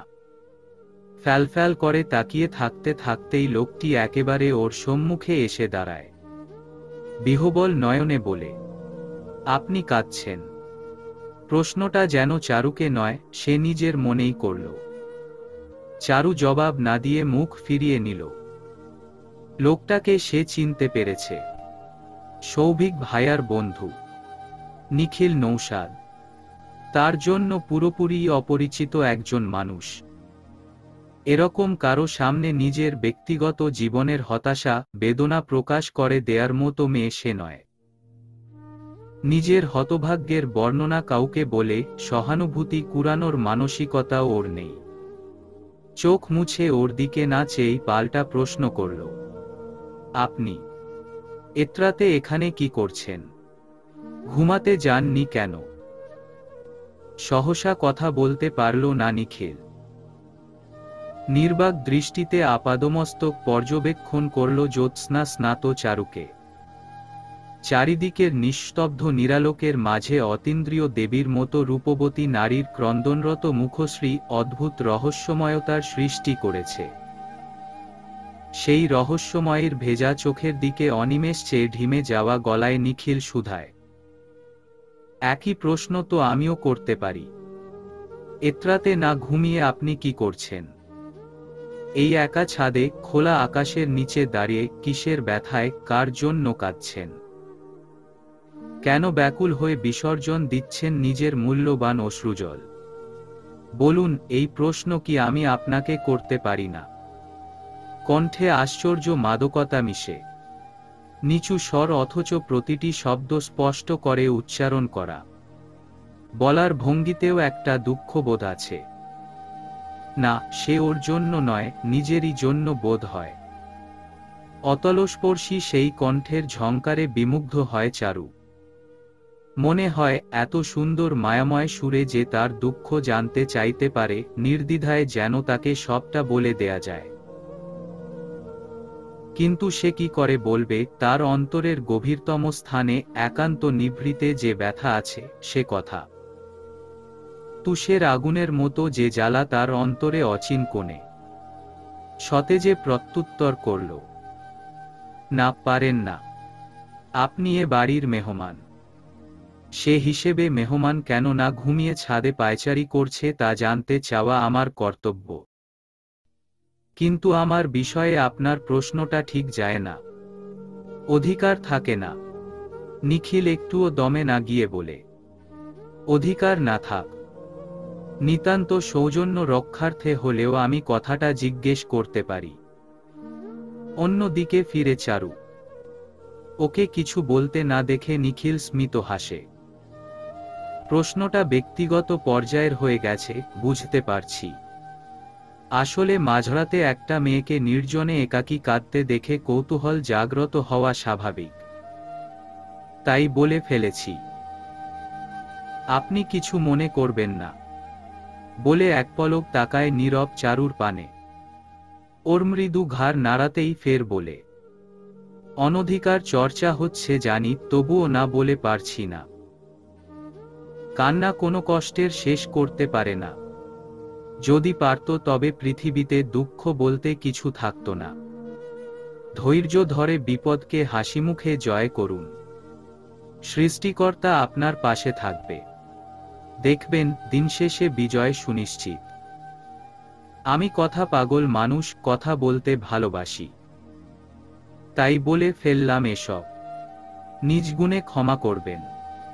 আর একটা কথা মনে রাখবেন, চাঁদের মুখে কান্না মানায় না, তাকে উজ্জ্বল হাসতেই শোভা পায়। চাঁদের সঙ্গে তুলনা দেয়ায় চমকে উঠে চারু। নিখিলের অন্তর্ভেদী দৃষ্টির সামনে আর্ষ্ট বোধ করে। নিখিল চমৎকার হেসে ফিরে যাবার জন্য পা বাড়িয়ে শেষ কথাটা বলে যায়। কষ্ট থাকুক আর যাই থাকুক, এখন হাসিমুখে গিয়ে চোখ বুজুন। বোনের বিয়েতে কাজ অনেক, না ঘুমালে চলবে। আমার হঠাৎ ঘুম ভেঙে গিয়েছিল বলে ছাদে এসেছিলাম হাওয়া খেতে, এখন ঘুম পাচ্ছে, আসছি। নিখিল চলে যাবার পরও সেখানে কিছুক্ষণ স্তব্ধ হয়ে দাঁড়িয়ে থাকে চারু। একটা অপরিচিত লোক তাকে নিয়ে কত কি বলে গেল, অথচ সে নির্বাক নিশ্চল। পরদিন বেশ বেলা করেই ঘুম ভাঙল চারুর। সাধারণত সে খুব ভোরেই ওঠে। ফজরের আজান কানে পড়া মাত্রই তার সজাগ মস্তিষ্ক শরীরকে জানিয়ে দেয় উঠতে হবে, নামাজ পড়তে হবে। কিন্তু আজ হঠাৎ নিয়মের ব্যতিক্রম ঘটিয়ে বেশ দেরি করেই নিদ্রাভঙ্গ হয়েছে। এর কারণ কি কাল রাতের সেই কান্নাকাটি না অন্য কিছু, চারু জানে না। বাড়ি ভর্তি মেহমানে। গতকাল বিয়ের মূল আয়োজন ছিল, আজ বৌভাত। এ বাড়ির সবাইও বাড়িতে যাবে দাওয়াতে। তারপর খেয়ে দিয়ে বাড়ির মেয়ে আর মেয়ে জামাই নিয়ে ফিরে আসবে হাসিমুখে। যুগ যুগ ধরে চলে আসা এই তো বাঙালিয়ানা প্রথা। নিচে আসতেই চারু দেখতে পেল ইতোমধ্যেই বৌভাতে যাওয়ার তোড়জোড় শুরু হয়ে গেছে। মেয়ের শ্বশুরবাড়িতে কি কি নিয়ে যাবেন সে নিয়ে ভীষণ ব্যস্ত আজমির রাজা। ক্ষণে ক্ষণে চিৎকার দিয়ে বাড়ি মাথায় তুলছেন তিনি। চারু সন্তর্পণে বাবাকে পাশ কাটিয়ে রান্নাঘরের দিকে এগোল। তিন যা, দুই ননদ আর দুজন কাজের মহিলা, বাড়ির কর্তৃস্থানীয় সবাই যেন রান্নাঘরে উপস্থিত। কেউ মাছ কুটছে, থালা বাসন ধুচ্ছে, সবজি কাটছে, এক এক জনের এক এক কাজ। ঘরময় তাদের পদচারণা, কথাবার্তার উচ্চস্বর, হাসাহাসিতে কলকলিয়ে উঠছে পরিবেশ। তার উপর চুলোয় কি একটা চড়িয়েছে, তেলের ছ্যাঁত ছ্যাঁত আওয়াজ। চারুকে দেখেই আমেনা বলে উঠলেন, চারু, এই তোমার উঠার সময়। ঘড়িতে দেখো তো কত বেলায় উঠলে। ভর্ৎসনা নয়, ফুপুর মুখে অভিমানী সুর। চারু লজ্জায় নত শির করে বলল, দুঃখিত ছোট ফুপু, উঠতে একটু দেরি হয়ে গেছে। ভাইঝির কথা শুনে হাসলেন আমেনা। প্রশ্রয় দিয়ে বললেন, আচ্ছা মা, সমস্যা নেই। হাত মুখ ধুয়েছ, নাস্তা করবে না এখন? চারু ঘাড় নাড়িয়ে সায় দিল। মেজ চাচি রুটি বেলছিলেন, ওর দিক প্রশ্ন ছুড়লেন, কি খাবি চারু? রুটি না পোলাও? পোলাও কিন্তু বাসি, আর রুটি খেলে গরম গরম ভেজে দিচ্ছি। আচ্ছা দাও। মাথা নাড়ে মেয়েটা। মেজ চাচি তিনটে কাঁচা পরোটা বানিয়ে ওর মায়ের হাতে দেন। চমক সেগুলো ভাজবেন, তখনই আহসান রাজাকে আসতে দেখা গেল এদিকটায়। তিনি সংবাদ দিলেন, খাবার ঘরে এখন দ্বিতীয় ব্যাচ চলছে। তৃতীয় ব্যাচের খাবার প্রস্তুত করত। কিছু ঘাটতিও হতে পারে, অতএব রান্না বান্না দ্রুত সারতে। অতিথিদের সামনে যেন খেলো হয়ে যেতে না হয়। চমক ব্যতিব্যস্ত হাতে কোনোমতে পরোটাগুলো ভেজে ডিম আর আলু ভাজি সহযোগে মেয়ের হাতে দিলেন। চারু আর বাড়তি করে খাবার ঘরে যাওয়ার ঝক্কিতে গেল না। ফুপুদের একপাশে বসল, টুল টেনে নিয়ে বসল। বড় ফুপুকে জিজ্ঞেস করল, তোমরা খেয়েছ ফুপু? না রে, খাইনি। কখন খাবো? সকাল থেকে যে দৌড়াদৌড়ি। উত্তরটা শুনে বেশ অবাক হয়ে চারু বলল, সে কি, এখনো খাওয়া হয়নি তোমাদের? একজনও খাওনি? ছোট চাচি কড়াইয়ে গতদিনের বেঁচে যাওয়া মাংস গরম করতে দিয়েছেন। খুন্তি দিয়ে সেটা নাড়তে নাড়তে ওর দিকে তাকালেন। শাড়ির আঁচলে কপালের ঘাম মুছে নিয়ে বললেন, আর খাওয়া কাজ করেই কুল পাচ্ছি না, তোর অত হিসেব নিতে হবে না, তুই ঝটপট খেয়ে নে, একজন লোক অন্তত কমুক। এতগুলো মানুষ না খাওয়া, অথচ চারু এখানে একা বসে গিলবে। কিছুতেই যেন মন মানল না মেয়েটার। নরম হৃদয়ে খুব অশোভন লাগলো আচরণটা। একটু টুকরো রুটি ছিঁড়ে ভাজি লাগিয়ে দিল বড় ফুপুর মুখে। নাও নাও, হা করো। ফুপু প্রথমে মাথা নেড়ে অসম্মতি জানালেও চারুর জেদের কাছে পারলেন না। টুপ করে গিলে নিলেন খাবারটা। এরপর সবাইকেই একটু একটু করে খাইয়ে দিল চারু। চমকের কাছে নিতেই উনি কপট রাগ করলেন। নিজের মুখেও একটু দাও, এত মানুষ কেউই একেবারে না খেয়ে নেই। নাশতায় চা বিস্কুট সবারই জুটেছে, তুমি শুধু বাকি। সে হোক, তুমি খাও তো। হাসতে হাসতে আরেকটা রুটির অংশ ঠুসে দিল মায়ের মুখে। সকাল হতেই ডেকোরেটরের লোক চলে এসেছে। সাজানো প্যান্ডেল খুলছে তারা। আসাদ রাজা লনে দাঁড়িয়ে নির্দেশনা দিচ্ছেন, তদারকি করছেন সবকিছুর। কখনো শান্ত সুরে নরম গলায় কথা বলছেন, আবার কখনো বা বেজায় চটে চেঁচিয়ে যাচ্ছেন, এই এই, এটা করছো কেন?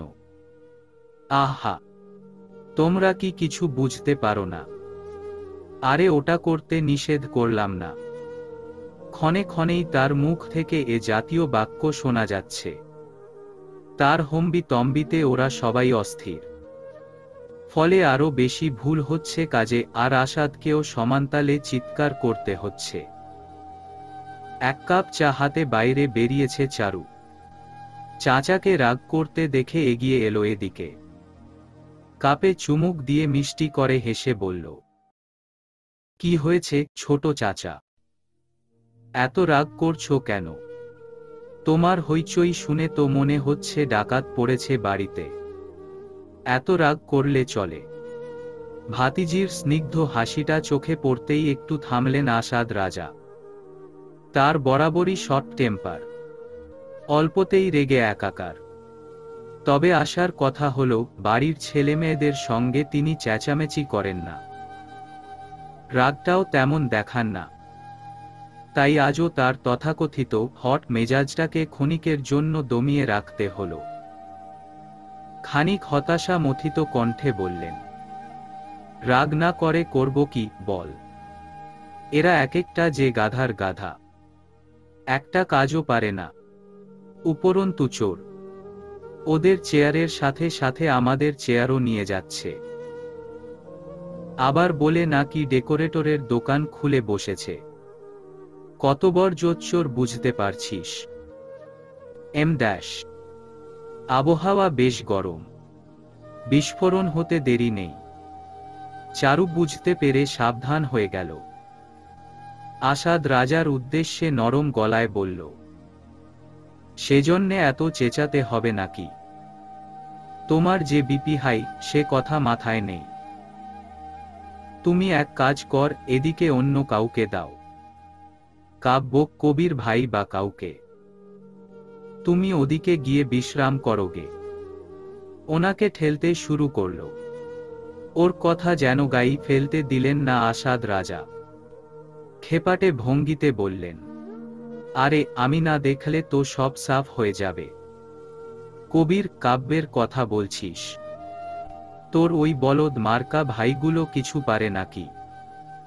দেখবি ওদের চোখের সামন দিয়ে পুরো বাকি ফাঁকা করে দিয়ে গেলেও এরা কিচ্ছু টের পাবে না।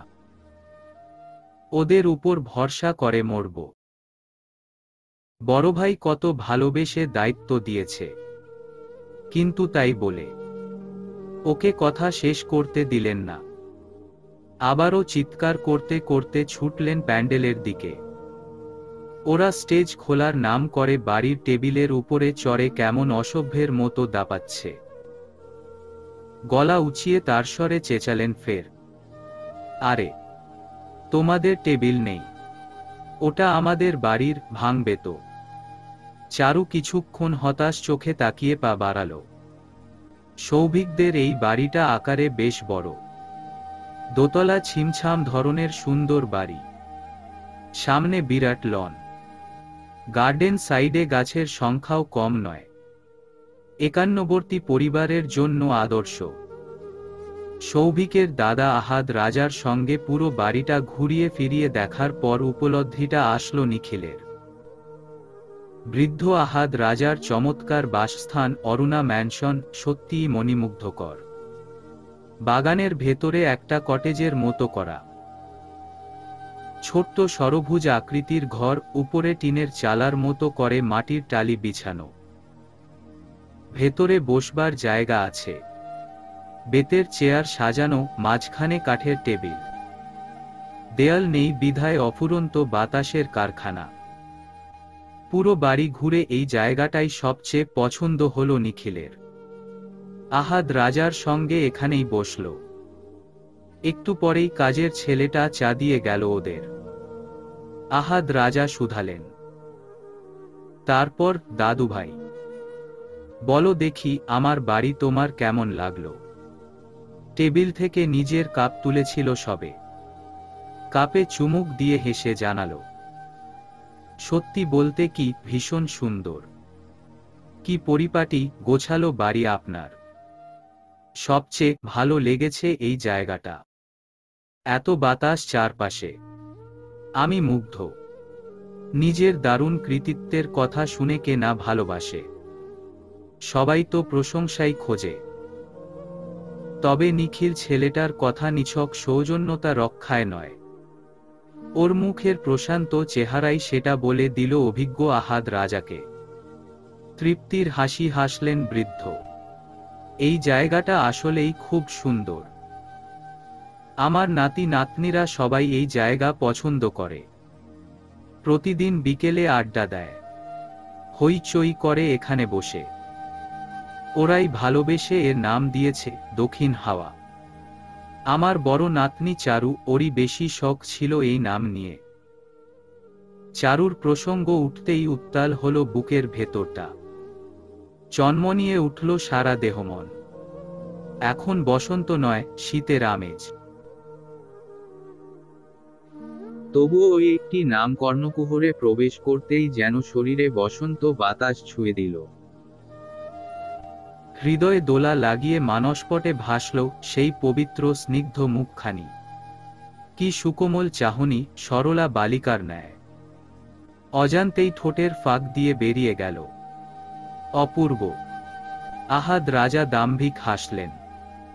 নিজের সন্তান নাতি নাতনিদের গল্প বলতে তিনি ভীষণ ভালোবাসেন। ভালোবাসেন তার সুখী পরিবারটির গল্প বলতে।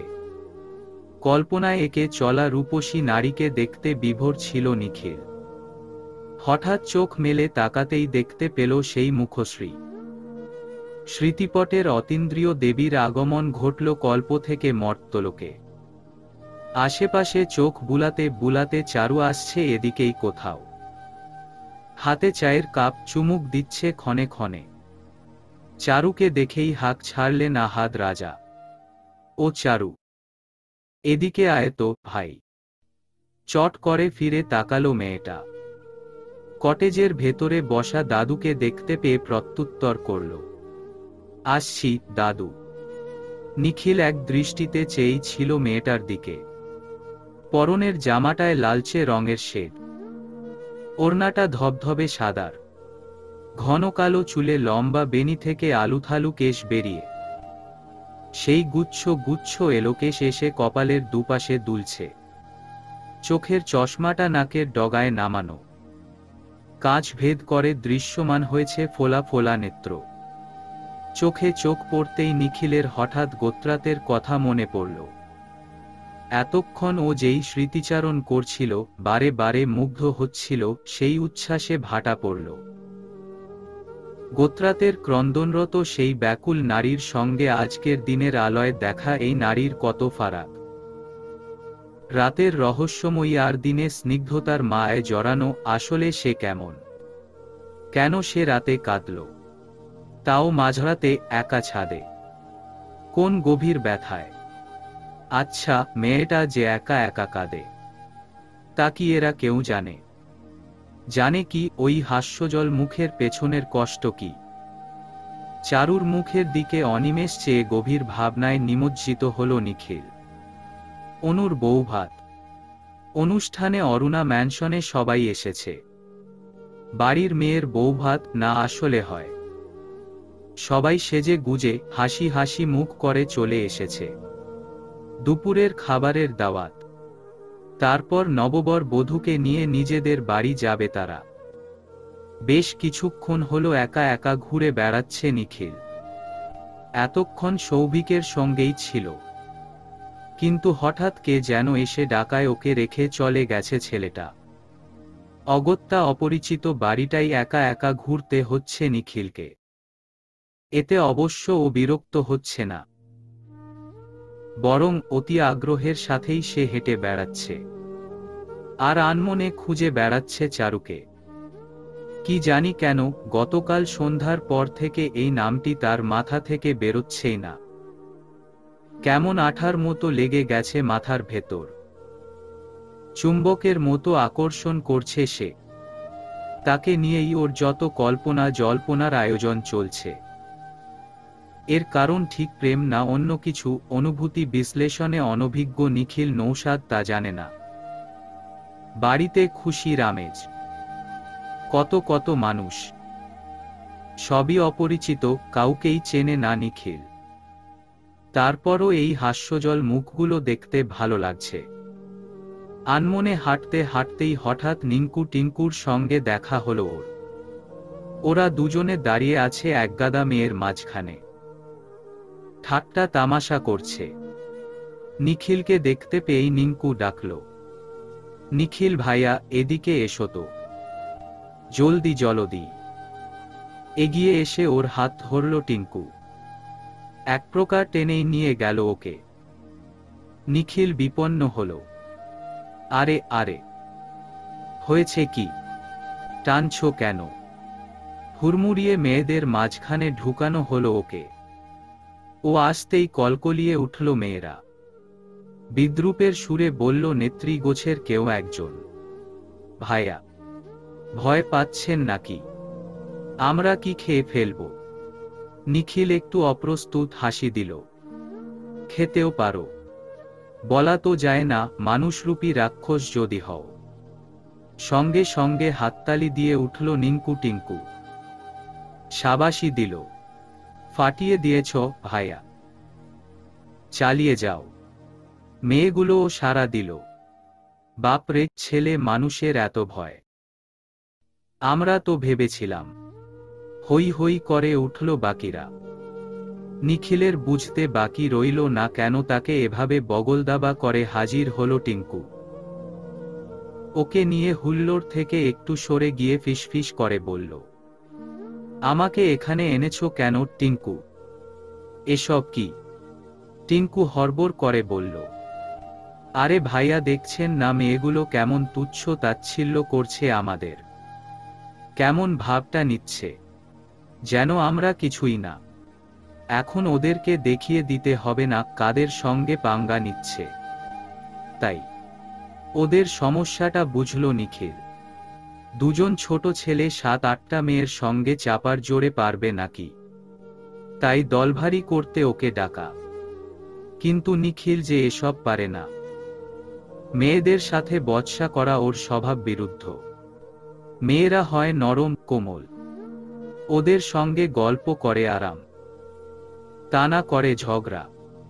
বিব্রত হয়ে বলল, টিঙ্কু কিছু মনে করো না, একটা কথা বলি, মেয়েদের সঙ্গে আর যাই করো ঝগড়ায় যেও না। তুমি মরে গেলেও ওদের যুক্তির সাথে পারবে না।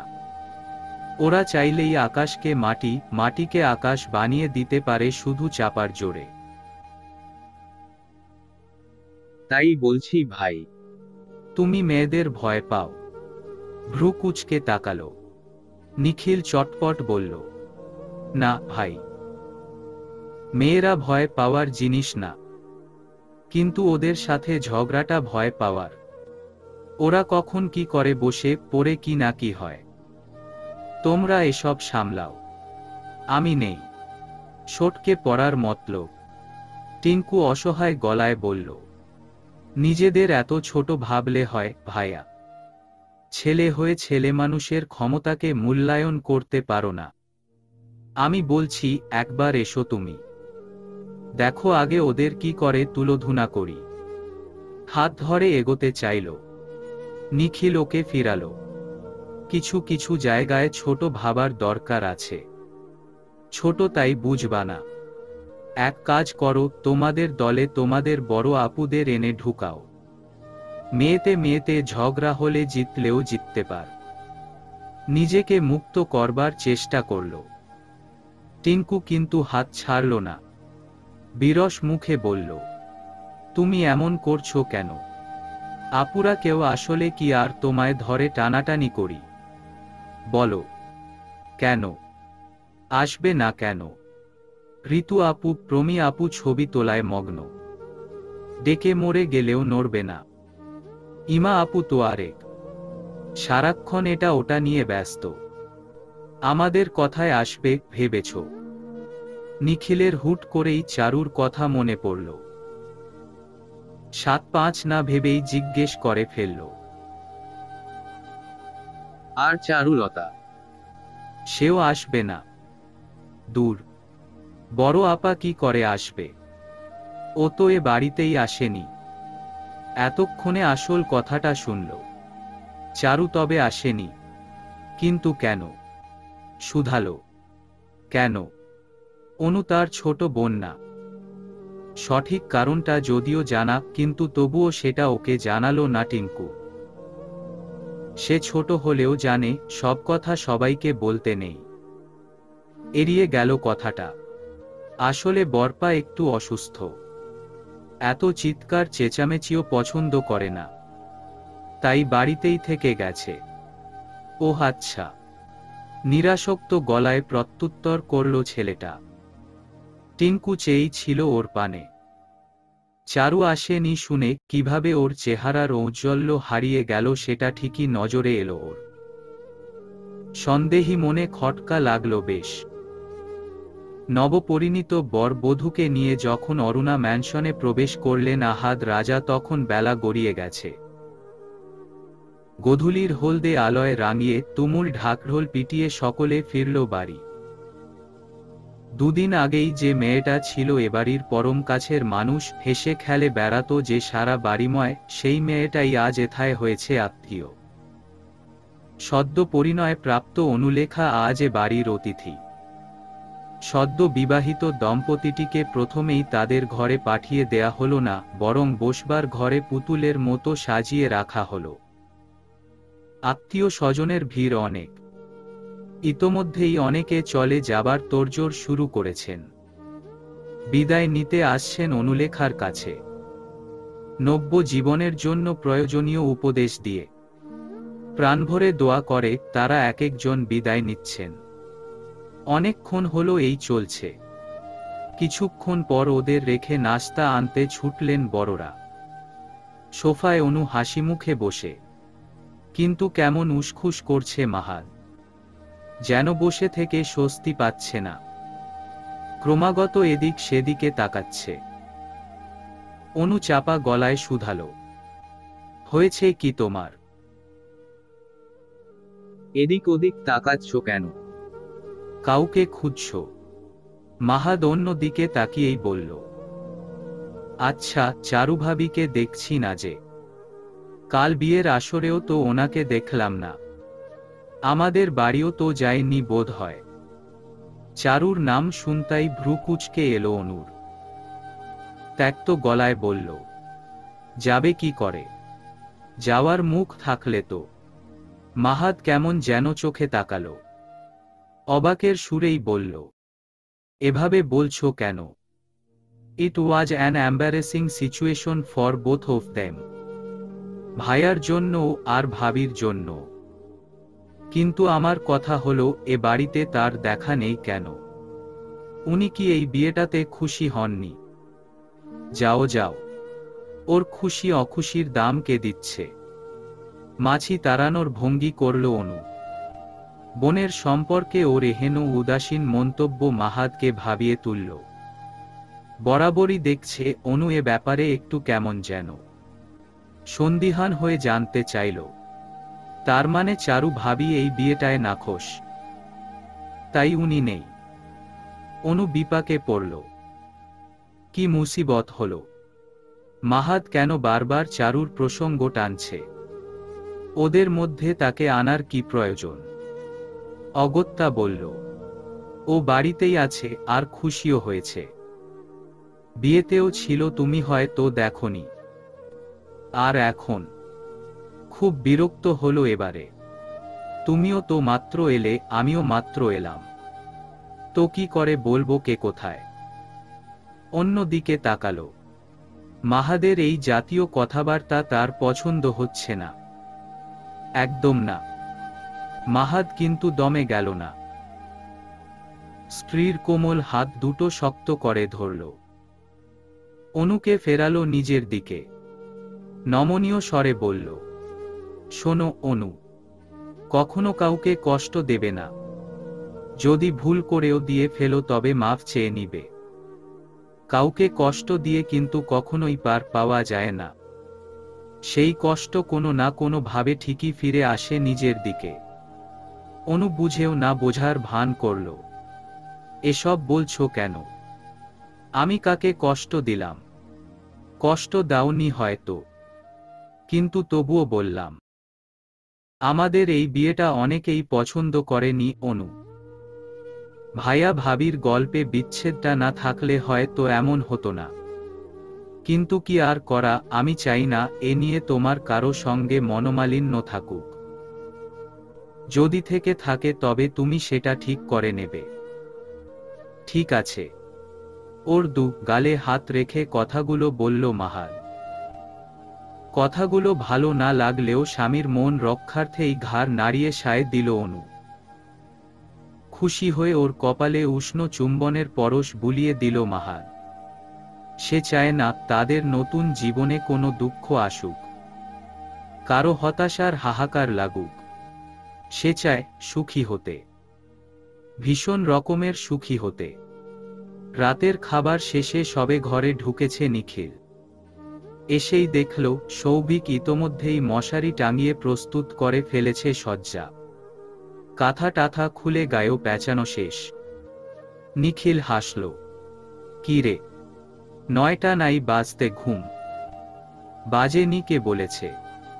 দেখ তো ঘড়ির দিকে, 9টা 43 বাজে। একটু পর 10টা বাজবে। দেয়াল ঘড়ির দিকে ইশারা করল। ওর দৃষ্টিতে দৃষ্টি মিলিয়ে নিখিলও চাইল ওই দিকে। অতঃপর হাসল খানিক। তা না হয় বাজল, কিন্তু তারপরও 10টায় ঘুমিয়ে যাবি, এটা কোনো কথা? লোকে শুনলে কি বলবে? লোকের কথায় আমার কি? ওরা কি জানে দুদিন ধরে ঘুম হয় না আমার? ছোট বোনের বিয়ে দিয়েছি, ঝক্কি কত জানে, কত খাটনি। ঠোঁট বেঁকালো সৌভিক। নিখিল হাসল আবারও। ও বাবা, খুব পরিশ্রম গেছে না? কাজ করে তো একেবারে উল্টে দিয়েছ তুমি। দেখলাম না। হ্যাঁ দেখলি তো। তারপর মাথা চুলকে বলল, কথা বাদ দিয়ে ঘুমোতে আয় তো। চটপট শুয়ে একটা লম্বা ঘুম দেব। নিখিল এলো ঠিকই, কিন্তু শুয়ে পড়ল না। আধশোয়া হয়ে বসল। বন্ধুকে প্রস্তাব দিল, এত তাড়াতাড়ি ঘুমোতে ভাল লাগছে না, চ গল্প করি। সৌভিক বিরক্ত হয়। কি গল্প করবি? তোর বউ বাচ্চার বিয়ে করেছিস তুই? নিখিল কপট লাজুকতায় মুড়িয়ে নেয় নিজেকে। করিনি, কিন্তু করতে কতক্ষণ? আচ্ছা। নড়েচড়ে বসল সৌভিক। এবার কথার বিষয় খুঁজে পেয়েছে সে। বিছানা থেকে বালিশটা তুলে কোলের উপর রাখল। বন্ধুর দিকে তাকিয়ে ইঙ্গিতপূর্ণ ভ্রু নাচাল। তার মানে মেয়ে তোর পছন্দ করা আছে? হু বলেই ঠেলা মারে। কোনোমতে মাথা নেড়ে নিখিল সায় দিতেই উত্তেজনায় লাফিয়ে উঠে সৌভিক। আমি জানতাম। জানতাম তোর মধ্যে একটা খিচুড়ি পাচ্ছে। তোর ফেস দেখেই আমি টের পেয়েছিলাম। তা বল তো কে এই ছাম্মাক ছাড়ল? কি দেখে পাগল হইলি মাম্মা? শেষের কথায় দুষ্টুমি মিশে। ঠোঁট কামড়ে হাসতে থাকে সৌভিক, যেন বন্ধুর মনের গোপন দুয়ার খুলে গুপ্ত কথা বের করাটা কোনো মহান কীর্তি। ওর মনোভাব বুঝে নিখিল বিব্রত হয় তাতে। কথাটা কিভাবে বলবে ভেবে পায় না। অবশেষে বলল, এভাবে বলিস না, মেয়েটা খুব ভালো, তুই চিনবি। আমি চিনব? ও বাবা রে, কোনখানে দাও মারলি ভাই? কে এই মেয়ে? নিখিল 2 সেকেন্ড সময় নেয় উত্তর দিতে, তারপর ঢিমে যাওয়া গলায় বলল, চারু। আশেপাশেই কোথাও বিস্ফোরণ ঘটল। হতবিহ্বল সৌভিক সর্বোচ্চ স্বরে চেঁচায়, কি? বিস্ময়ে হা হয়ে গেল ওর মুখ। চোখ দুটো এত বড় করে তাকালো যে মনে হতে লাগলো কিছুক্ষণের মধ্যেই কোটর থেকে ঠিকরে বেরোবে তারা। চলবে।